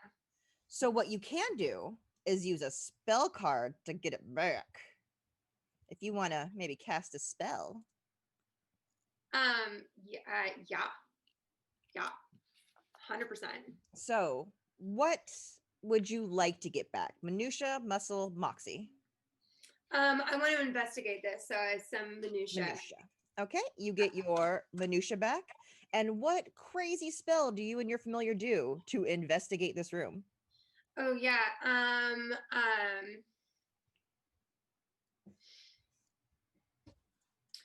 God, these dinosaurs don't fly. I want to try and do some sort of like tracking spell, using like, the screeching resonances of Sadie's voice as she yelled into the manor the other day have settled into my mind, and using that I can focus my energy to find the dress that would be hers. Wow. Okay. I like that. So as you look around and you're trying to find the dresses and you're trying to be you're trying to be inconspicuous. Your eyes kind of glaze over for a second, turn golden as you kind of sink into the magic of your familiar. And all of a sudden there's a loud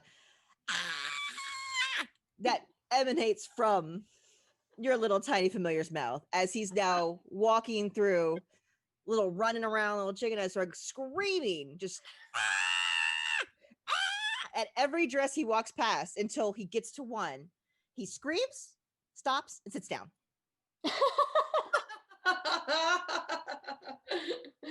And you have successfully found Sadie's dress. Excellent. But in doing so, every other dinosaur in there is now staring at you. Sarah Pod is staring at you. The other dinosaurs, everyone has stopped working. Other people, like the models who are modeling the dresses, are like, looking at you like you're crazy. You're pretty sure the mirror at the end of the walkway's cracked. But you found the dress. I just like casually stroll over and scoop him up and like as I walk by Nora, I like pick some of the candy out of her pocket and like walk over and give it to him and just go, I'm sorry, he gets really hangry. I think it'd be better if you took him outside. Good. So, and with that, I like do one of those like pointed looks from just like to the both of you as I take Virgil outside with me. This is you don't need to be in here. Fresh air, Virgil. I've never. Is he okay? As he points to your familiar. Oh yeah, does that all the time. It's fine. Oh, okay. And as you picked up your familiar, you were able to scoop up the dress as well. Nice. And what are you two doing now that you're? So did Endora make it outside with the yes. with her familiar in the dress? Okay, cool. So yeah, so just to confirm, we can pick up our dresses and my beautiful new scarf at midday, correct? Yes, they will be done. We close at 5. You could come any time after midday between then and 5, and everything will be done for you, especially. And she I gets bow like my another head, sniff. like my head really low. Asteri was very distracted. She just does a curt bow and follows Endora outside. What was that beautiful noise? Go, I'll give you lessons next time. It was glorious. Pantomiming, like making the sound or something. Oh. It sounds like you're singing, Asteri.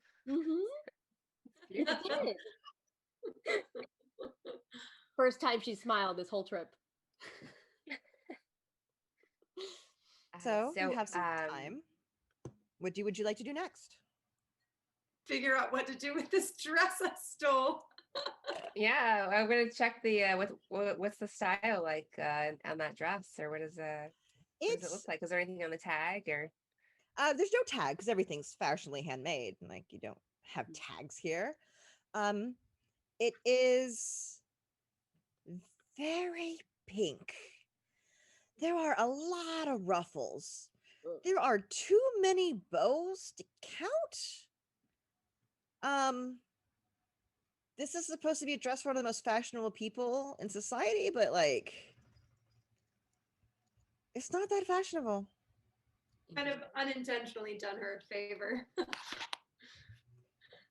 I think it's lovely. So just stash it in the carriage for now. So where shall we? Just the high society gather. What time is it now? Is it like it's mid-morning tea? Is it yes, it's about mid-morning. I think I want to call on the newspaper office to make sure that they will be at the places we need them to be. Yeah. Okay. It's very easy. It's right around the corner. Weirdly, everything is very close to each other. And you are magically at the newspaper office. I guess we go in. As you walk in, there's a little carnivore looking guy with a little name tag on his desk, says Theopod. And he's got tiny little square glasses and a typewriter, and he's just hammering away real fast. Gotta keep up the deadlines. I don't know why there's do. It's not TV. And it's a very, very busy newsroom, and there are flying dinosaurs, every type of dinosaur. You even see some like cute little marsupial, like mammal looking guys. There's a lot of dinosaurs working this place. You got to get the news. As you're walking in, you see a little kind of monkey-esque looking guy walk in. Hey, I'm walking here. I gotta get to the next story. And he's like pushes through. Excuse me. Asteri taps her cane on the desk in front of this thing. Master Pod. Oh, hey, hello. What can I do for you? Is your boss in today, Master Trenton? Yes, actually, he's right in his office. You could go right in. Fantastic. He always has times for readers and customers. Thank you very much. And you're ushered into a very nice office, and Trent is sitting there at a big desk. There are newspapers on the wall behind him hung up with like big moments in history. You see one with a giant asteroid on it. Asteroid barely misses Earth. You see one, is global warming, global cooling a thing or not? Big lies about the next ice storm. No, who thinks the land's gonna be full of water? Pangea's a joke. Just headlines from all over. And he's just sitting there, just diligently writing away with a nice gold pin on some parchment. He looks up. Oh, hello. What can I do for you?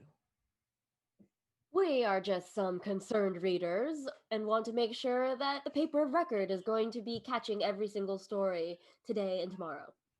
Oh, well, we pride ourselves in having the best news outlet in the business with the most reporters on air, sea, and land. What are there any particular stories that you are concerned that we're not covering? We do value every reader. We may have a tip. Oh, do go on. As he leans in, he looks to Nora and goes, hello. Can I get you anything? Yes, I would love a seltzer, if you have one. Theo, so I can speak with my colleagues. Get these nice ladies a seltzer. Let me see what I could find out. And I kind of whisper to them. And what is your tip? Well, yes. What did you say? I didn't hear you. Oh, yes. Go ahead. Tell him the tip. Well, rumor has it that Master Virgil has been, I guess, grooming and practicing his dance moves that he may give a little preview tonight at the ice rink.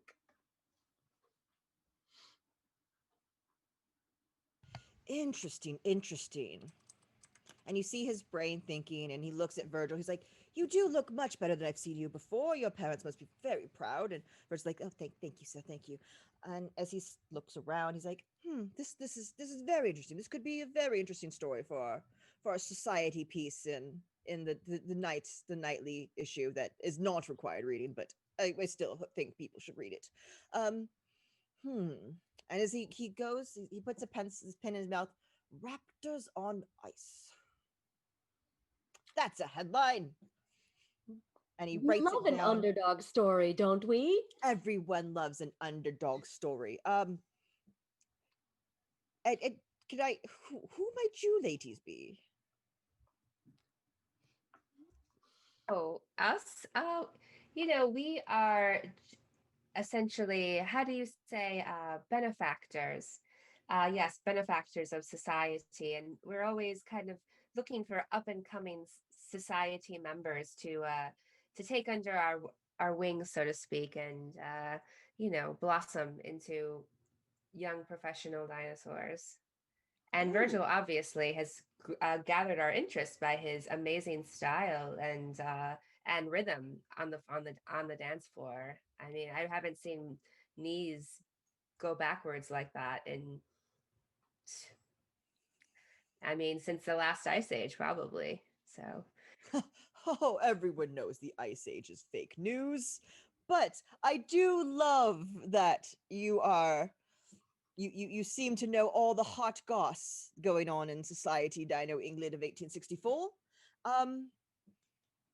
I would be very happy to put this in the headline. And Nora, would you like to spend a moxie to make sure it really happens? Absolutely. Yes. So use your gifts. yes. Use them So all. I actually so I get out my skull and I look at it and I decide I'm going to look 30 seconds into the future. I'm going to look into the future right in this very room. And I see that you actually, oh, look, that golden pen. Oh no, he drops it and it rolls across the table and it looks like it's going to roll off and right out the window. And he's so upset and he's so unhappy and you know, the whole story just gets killed. And so I don't want that to happen. So I flash back to the present day, and right as I see that gold pen start to slip through those snappy dino fingers, I just pluck it and grab it, and I'm like, "Oh, you almost dropped this," and hand it to them. I like that, but I think that's going to be a little bit more than just a moxie. It's kind of be a spell token. Okay. So you're down to 1 spell token, 4 chaos tokens. And as you're sitting there, chaos comes into play, and you feel a weird rumble in the ground. Just a little one. Just a kind of like a shake of the building, and Trent goes, "Oh, And what? That's not normal. The earth doesn't normally shake like that. Odd." And yeah. Little tiny earthquake happened.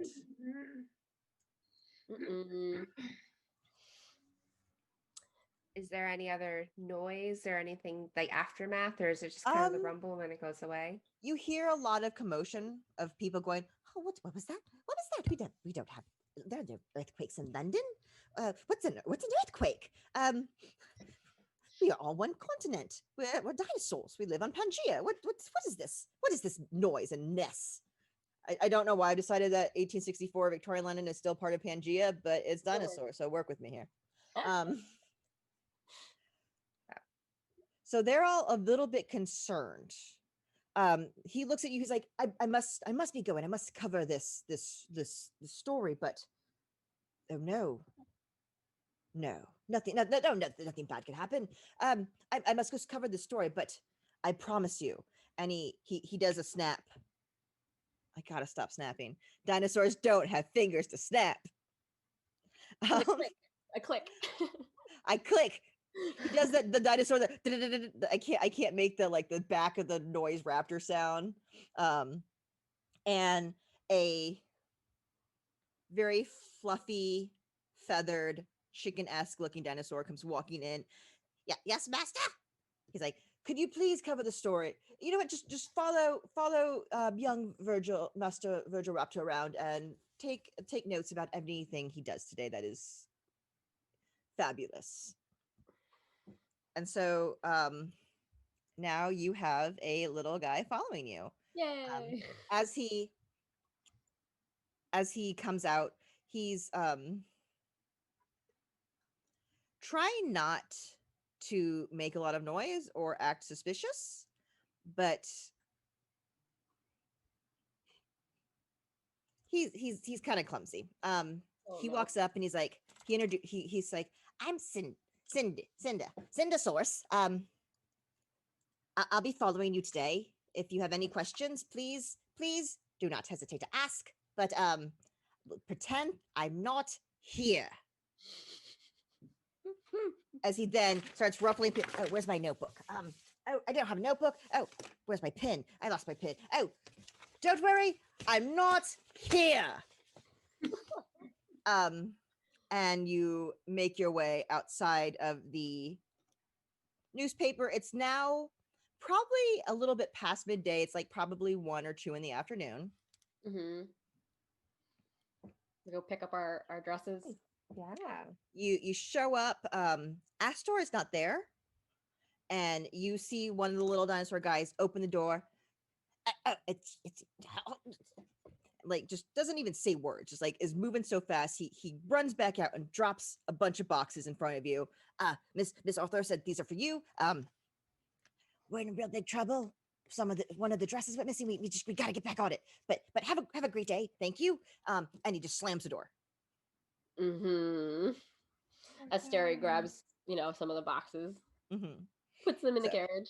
You have fabulous dresses for all of you. You have your sash. Everyone has a fancy hat. And it's getting closer now to about 4 or 5 p.m. It's getting late in the day. You know that the ice skating rink is supposed to open soon. Okay, can we promenade down the main square, the main street, showing off Virgil's outfit? He should walk in front of us. Virgil's walking in front of you a little timidly. Every so often, I'm assuming you're going to poke him in the back to get him to stand straight back up.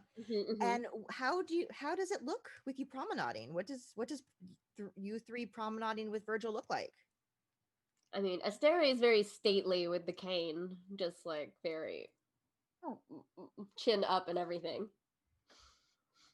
We haven't put on our, the ball clothes for tomorrow. So I'm still wearing like my drapes of fabric. So I have this kind of like dinosaur Stevie Nicks vibe, like as I'm walking down the street, just kind of like, not like the best sense of rhythm because I don't really have any muscle. Like, so I don't have like good agility, but just kind of, showing off my luxurious fabrics and playing around, like dancing around the street a little bit. And Endora, what do you look like? Man. Yeah, I've got my familiar like writing on my shoulder. He definitely has like a bow tie or like a tiny little hat as well, obviously. And if there's one thing that Endora knows how to do, it is strut, even in dinosaur form. So she's just like whipping it out. Yeah, she's loving it. Get it. Yeah, she's like doing like the dinosaur equivalent of finger guns at people who walks down the street. Yeah.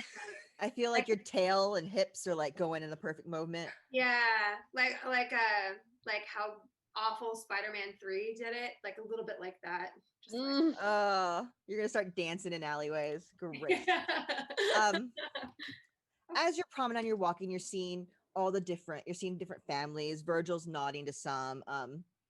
Everyone is kind of going, ooh, you hear people as you walk past. Have you seen young Master Virgil? Look at him. Someone taught him how to dress. Oh, you walk past a bunch of girls and you see 3 girls with the Gastons as they see him walk past.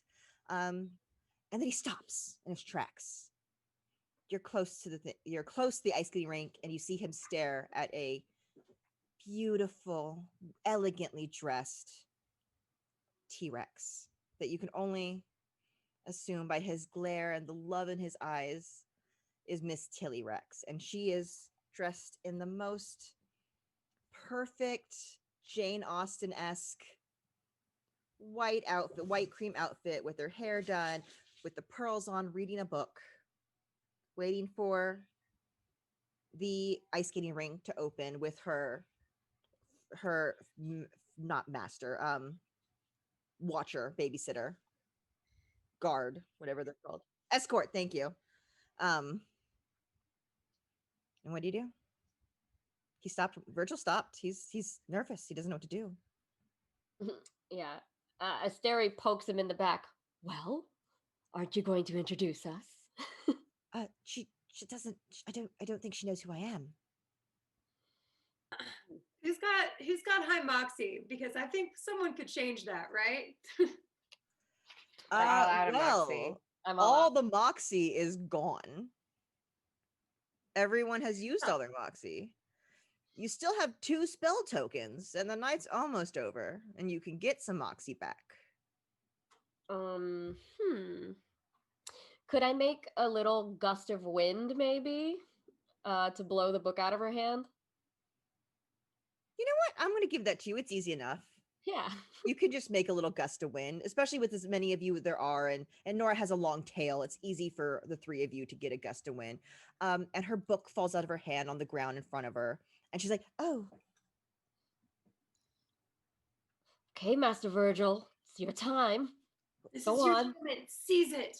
what am I And I supposed kind to?" of like waft my fabric to like put the smell of cookies in the air just to like set the mood a little bit, you know. As she's about to reach down and pick up her own book, the scent of cookies gets her nose, and she looks up and she stares at a moment. Virgil's caught in his tracks, and all of a sudden, the stab of the Asteris cane in the back, and he gracefully bends down and picks up her book. Miss, it seems that you've dropped something. And he looks at the book. He's like, "Oh," and he pulls out the book from his bag, and it's the same book. He looks at her. "It looks like you're reading my favorite book by Emily Brontosaurus, Turbulent Elevation." And they start chatting very like over the books. Asteri has become that approval meme, which is just that Kurt not.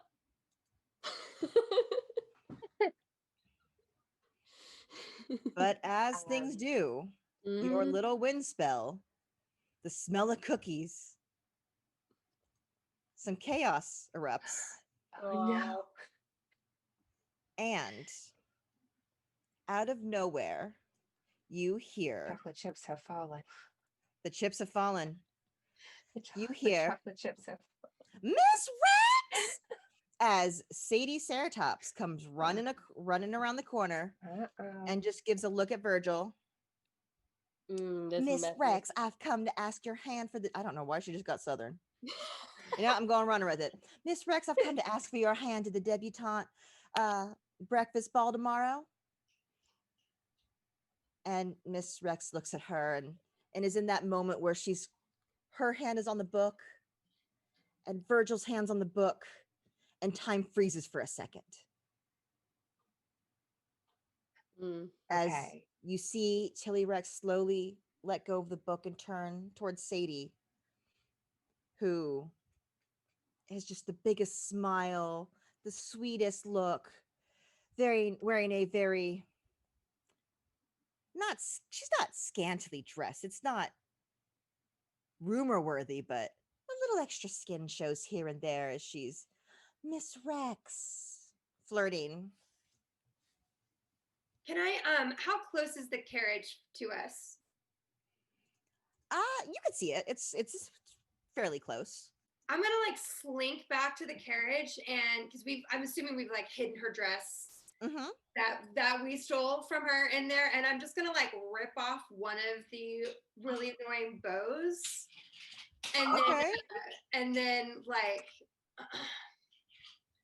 I'm gonna take a muscle from you to run to the carriage and get the dress and take a bow and run back. That's fair, yeah. And then find a way to I'm assuming where they're seating is like right next to the ice rink, like maybe with her back to it. Yes.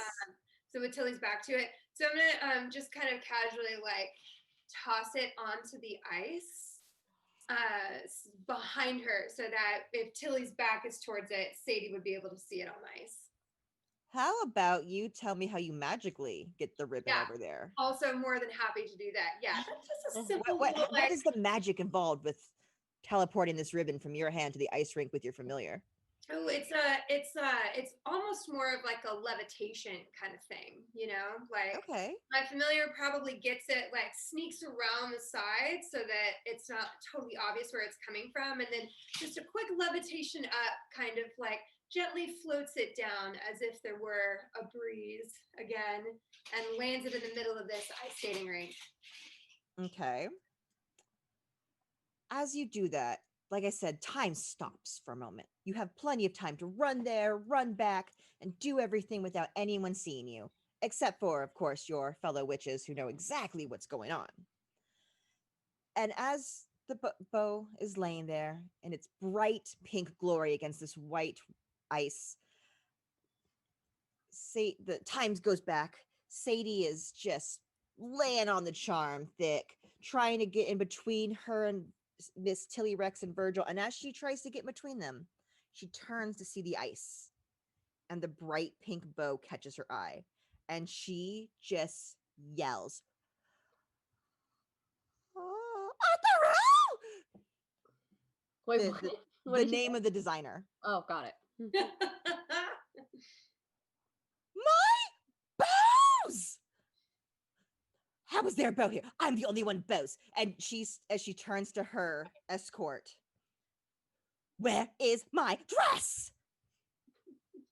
That looks like one of the bows from my dress. And she's freaking out. At this point, Miss Tilly Rex is like, oh, taken aback. She's like, I think you have things that you need to take care of. Asteri is nudging the journalist. Are you getting this? Yes. He is. Yes. Cinder is eating this up. He has found his pen. He has found his notebook. He's like, pay no attention to me.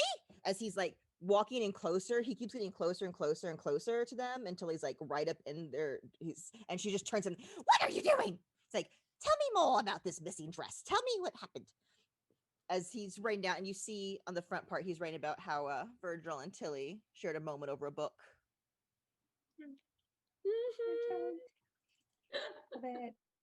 But all this craziness has led to the ice rink being closed, and the constable has come out. And he's like, okay, everyone, please get back. We have an emergency. We need to know. There's police tape now. There's a bow in the middle of the ice rink with a little outline drawn around it. No one knows how it got there. And everyone is asked to please go home and prepare for the ball the next morning. You get back to where you were staying. Is there anything you would like to do before the night comes to a close? Can we give Virgil a pep talk? Sure. No one has any moxie. Oh. But you did use a spell. I'm going to let you, Endora, because you used the spell. Who do you want to give the speech? Who gets a moxie? Oh, I don't want the moxie.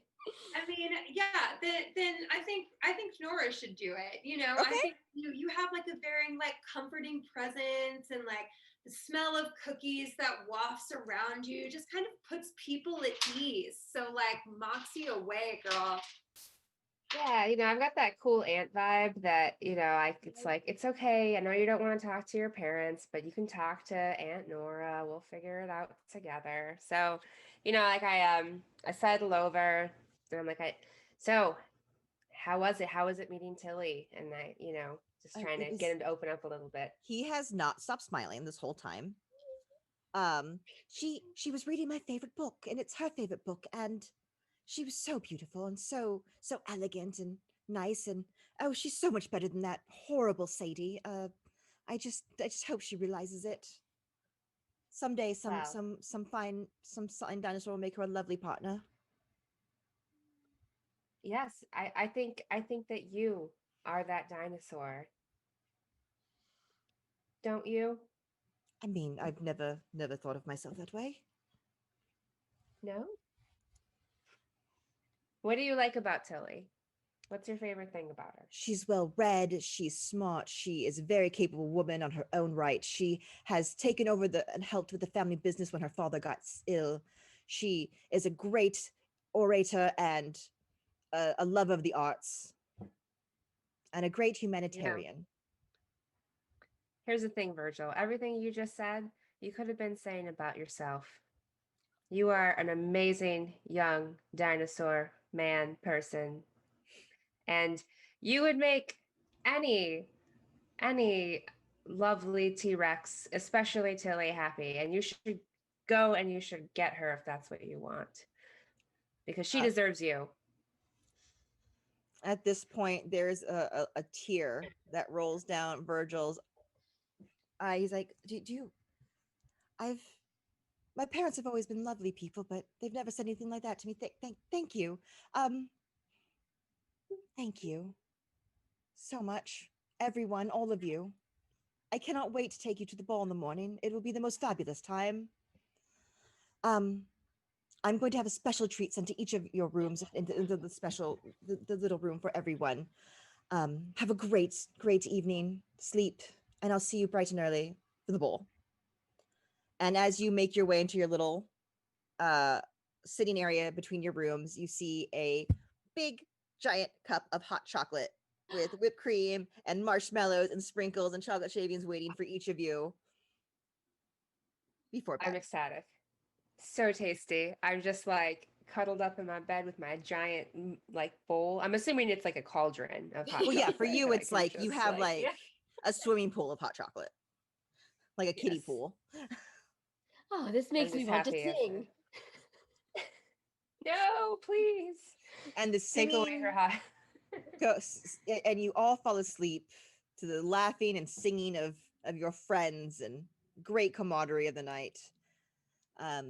And you go to sleep. The next morning, you're awoken to way more excitement. There are people in there. The boxes are open. The dresses are on dress forms. Everyone's getting ready montage, makeup, hair, uh, nails, claws, talons, teeth.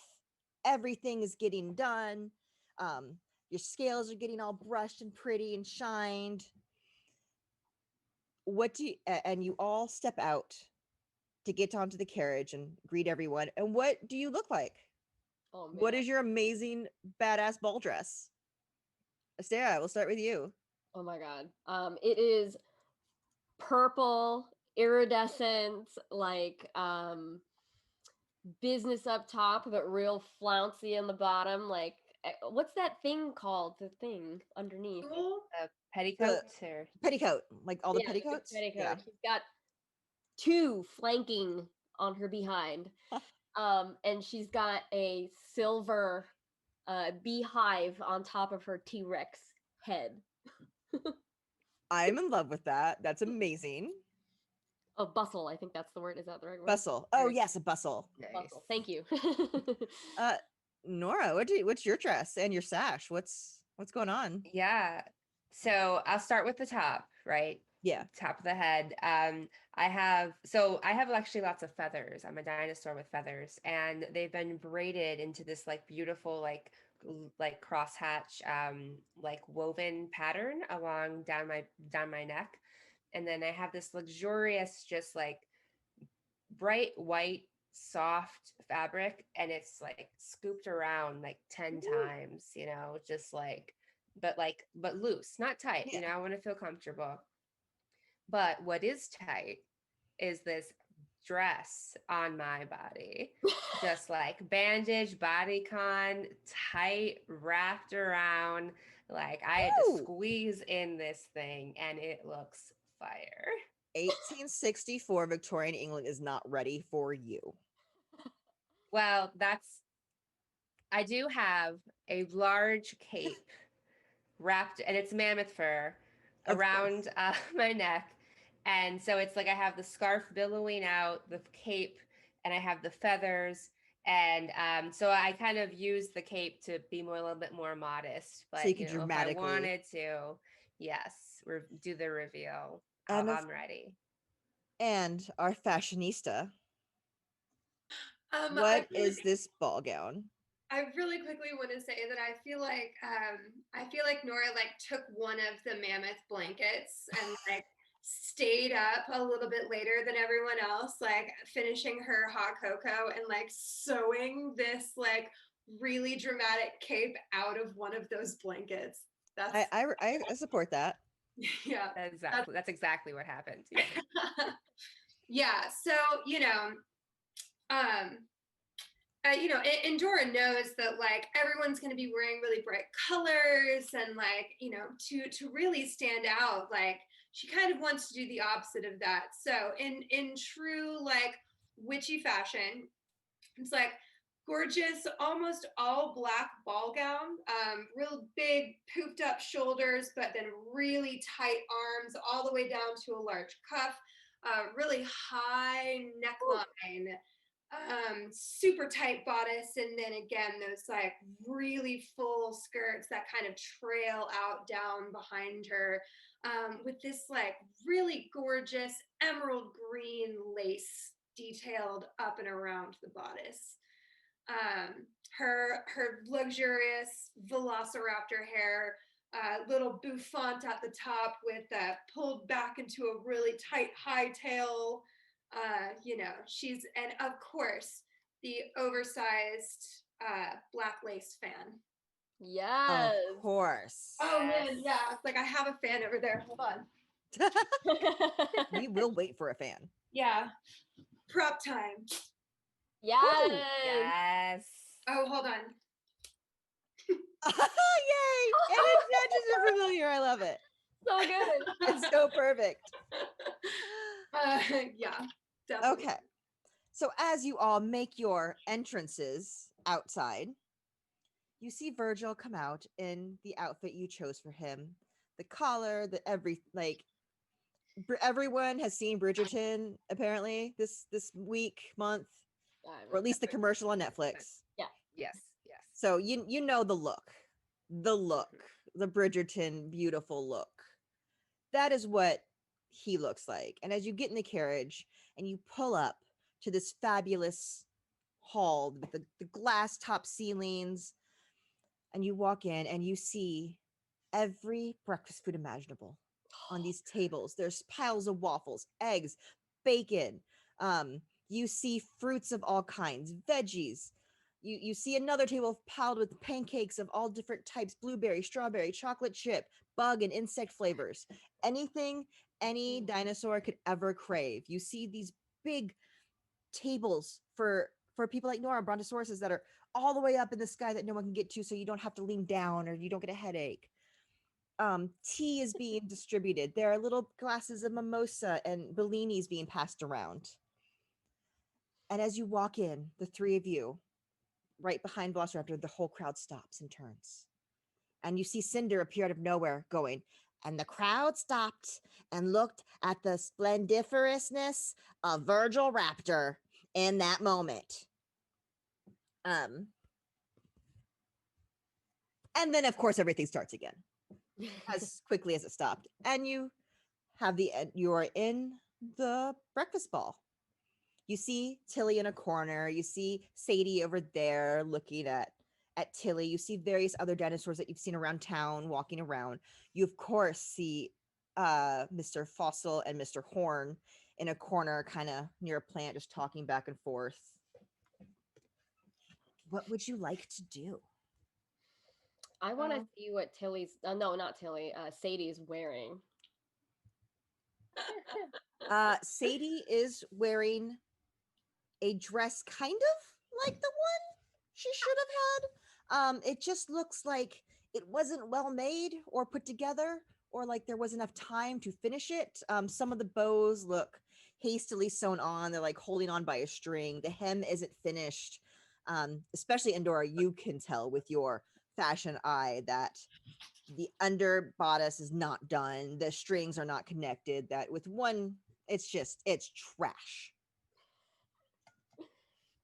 I'm gonna raise a one eyebrow pointedly, and then kind of smirk as I walk off.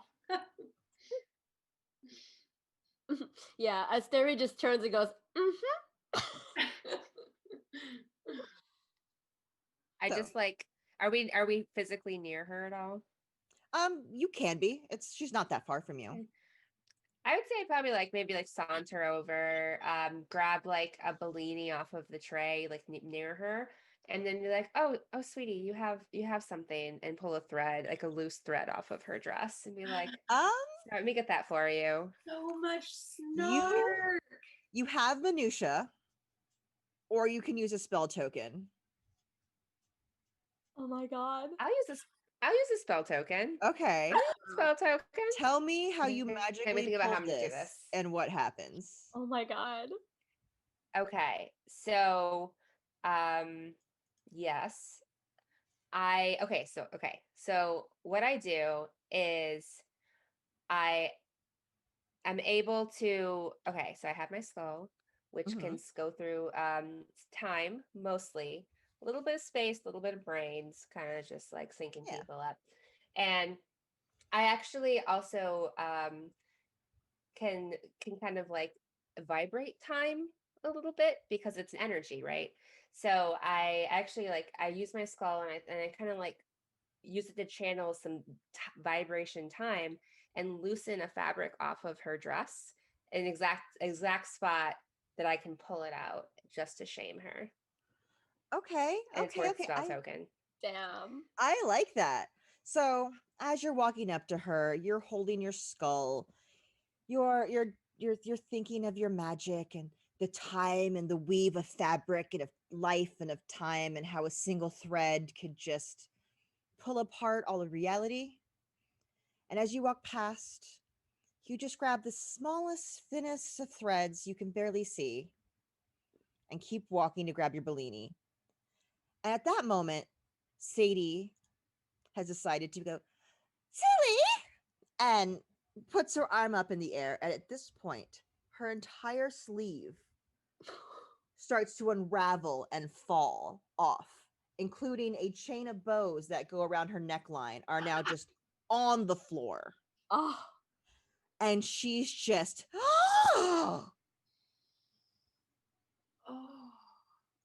turns bright red and runs off. Oh. Cinder, did you say that? Oh my God. And her dress arm fell to the floor, and it was the most unacceptable type of dress in the like, how do you show up to the Rex breakfast bowl and something like that? How? And sorry. I'm just picturing it in my head. I know. It's really good. This dinosaur with her giant leg up in the air, and the whole dress falling off, like half the dress falling off. She runs off. You see Mr. Fossil and Mr. Horn immediately take notice and run after her. And in the moment, there's no one between Miss Tilly and Virgil. And Virgil slowly walks towards Tilly. Tilly slowly walks towards Virgil. The music swells and chaos erupts.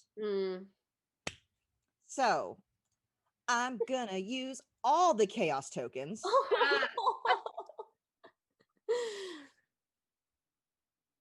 And out of the thing?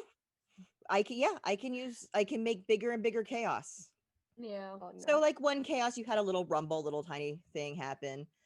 All the chaos, you hear Sadie in the background yell, I only did this because you all told me that if I did this, we can be rich, we can make it happen. And like you hear Mr. Fossil, Mr. Horn go, this is not the time, this is not right, this is not right.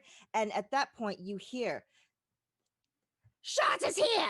And a woman throws off her cape and has a bright yellow sash with letters, it's SHIRT on them. And you see someone pull up a sign that says shirt, and it's actually, you can read what it stands for. The Secret Herbivorous Individuals Revolutionary Troop. We are here to protest the carnivore families for taking over this land. Tilly Triceratops is not a good person. And they start protesting in the middle of the breakfast brunch ball. In doing so, they are like, these balls are ridiculous, and they kick over a table of food. At the food. They don't like fun, and they kick over another table. Down with carnivorous dinosaurs, and they're like, they stepped on someone's foot. At that point, the leader of the MC of the ball comes on yelling, my friends, can't we just please get along? And they look at him, we don't care about you, Mr. DJ Diplodocus.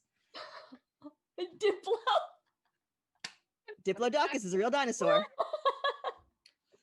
DJ Diplo is the head of the MC of the ball, as he comes running down the stairs, and he's like, none of this. We are here for family and fun and waffles.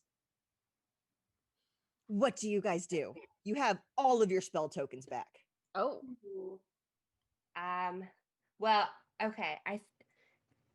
I think I remember I had this vision about these people who with the signs, but I think that I don't it sounds like they don't like fun or food, and that doesn't make sense to me. I think that this is something about Sadie. It has something to do with Sadie and the herbivores, but I couldn't get a clear vision. So I don't know, I could do some psychic stuff, or what are we thinking? You guys have all your spell tokens back. Any way you want to, like, you can magically diffuse the situation. You guys are powerful witches. You got a protest in the middle. You got DJ Diplo trying to diffuse the situation. You have Tilly and Virgil, who are just moments from being able to dance together, but taken aback by the yelling. I think it would be hilarious to like magically mess with their signs. So instead of shirts, it says little shits. Yeah. You know what? Easy. You can easily magic your familiar, just like leaps off your shoulder and just pops around, and all of a sudden all the signs change from the secret herbivorous industrial revolutionary trope to the secret herbivorous industrial revolutionary trope sucks. So it's shirts, because dinosaurs, your little dinosaur familiar can't spell. But he did change it to say sucks. Done. So now all the shirt members are like a little confused and looking at back. What are the other two of you doing? I think Asteri just wants to amplify the conversation that Sadie is having with the two haberdashers. Okay. She kind of like channels all of the energy that she's been holding back and basically puts a megaphone cone around them, like an invisible one, and everyone in the room can hear what they're saying. So how do you use your maps to do that, though? How do you use your familiar to do it? Or your focus? It's like I look at diagrams of gramophones and phonographs, and they just start to materialize like around them. I love that. You have taken the technology route, and suddenly every musical device, all of DJ Diplo's equipment starts broadcasting everything Sadie has been saying. You hear her say, the carnivorous dinosaurs, they just want to take over. No one cares about the herbivores, and she's just throwing a fit. It is like they don't care about anyone else. They don't want to have fun. They don't and like going crazy. And everyone is hearing this. And the members of Shirt are now like, huh. And you see they're like, Miss Sadie is being a little she helped start this. Why is Miss what's going and now there's like little disruption going on amongst the protesters. Nora, how do you help diffuse the situation and get our two lovers together? Yes. So what I want to do is use a spell token, and I want to slow down everything going around except for Tilly and Virgil. Yes. So it's like time is slowing down around them, and they can just focus on their moment. Oh my god! You need to stand. Perfect cinematic moment. Time stops, except for around Tilly and Virgil. And in that moment, something happens between the two of them. They stop looking at the fight and the DJ and all these craziness going on, and they just look at each other. And they lock eyes. And you see Virgil put out his hand and say, Miss Tilly, may I have this dance?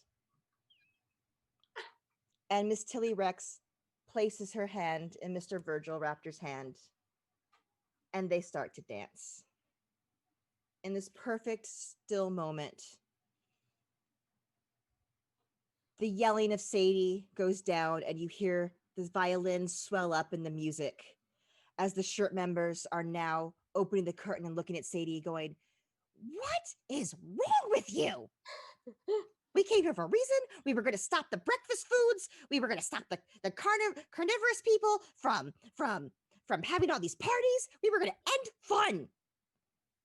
And Miss Sadie's like, "I tried. Did you see what happened to my dress?" And as you look in through the curtain, you see more of Sadie's dress is just falling apart. Every move she makes, every arm movement, a bow falls out, a seam rips. As she, in the last moments of her yelling, she comes right out. "I don't need this! Ah!"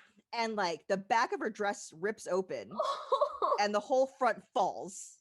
But of course, in true Victorian fashion, she's wearing all the Victorian undergarments and the bustles and the bodices. And she goes, "Woo!" and goes running out of the door. "You haven't learned the last of me!" Sorry, I don't understand. And she goes running out with the shirt members following her. They knock over one more waffle stand. Luckily, there's 12 more. And DJ Diplosaurus gets on. It's like, "Well, that was awkward. Everyone, let's have a nice dance." Yeah. And he lets the beat drop, and the night ends. Oh my god. And you witches, time stops again as you see these two dinosaurs in the perfect moment of love at first sight, dancing together the night as you pull away and go back to your magical era room in the sky. And you three helped true love blossom. Rawr! Then that's the end of the game. Oh my god. I hope everyone so had much fun. Yes, I feel so bad for Sadie. She deserved she it. She was sucks. very rude. Oh sucks. my god. I Yeah. know she did. And she hated fun. She hated Yeah. fun. hates She hated fun. waffles. Yeah. She knocked over waffles. That Like- is unacceptable. It was so wasteful. I know. But before we leave at the end of the night, I want everyone to go around again. Tell us who you are, where we can find you, anything awesome you're doing. We'll start with Jen. Oh, yeah. Hey, I'm Jen De La Vega. I stream here on Twitch every Wednesday with a food talk show. I'll share my link in the chat with you, but I'm also on Fun City or Float City. We are at funcity.ventures. We play Shadowrun and Stillfleet, and you can hang out with me there and on our Discord. And I have a Patreon that's all about food. So it's patreon.com/randwitches, or you can follow me here on my username everywhere. It's the same all over the place. My Brontosaurus Nora. Yeah. So I'm Cecilia, aka Nora, the Brontosaurus with the banging neck. And you can find me at Cecilia Creates on Twitter and on Twitch. I actually do like live coding. If you're into JavaScript, I like to stream that. So feel free to follow me for that. And then, occasionally I hang out with some amazing people here on stream, like April and all these wonderful ladies. So you're muted. Hannah Leonard. Find me at Deathdolic. I don't do any of the cool streaming things that all you fun ladies do, but I play a bunch of TTRPGs, and a couple as well as DMing. And I know more about whiskey than probably anyone else in this chat. So Yeah. That is 100% true. I want to see Jen and Hannah do like a alcoholic cooking show. Yeah. Yeah, Would be I've actually phenomenal. cooked and baked with a ton of spirits before, and it's not just whiskey, man. There's so many good things out there that you can throw in your food that like really amplify flavors. It's awesome. Yeah, totally. And before I sign off, I would like to thank everyone for playing. Thank you so much. I don't DM often. It's very rare that I do it, and I am very happy to have been able to do it for you three. It was so much fun. I hope you guys enjoyed it. We played Mundane Magic. It's an RPG written by Lisa Penrose. She's amazing, an Asian creator who I adore because yay, more Asian creators. here is the link to her Twitter, so you can follow her. Definitely go follow her because she makes great things like jewelry and writes amazingly. And a link to purchase your own copy of Mundane Magic, because yes, please support independent creators and content creators and producers, and especially people of color and Asians, because yay, again, more Asians in TTRPG media. So yeah, I'm April. You can find me on April Raygun. I'm usually here as Hermia. You can also find me on Wednesdays now on Chaotic Tiefling, playing a rogue who is just adorable and happy and loves everyone. Thank you everyone for tuning in. Thank you, Nikki, for being the voice of God. I don't know why I started talking louder, like she couldn't hear me. And have a great night. And we love you. And bring some magic into your life. Yay. Rah! Rawr! Rawr!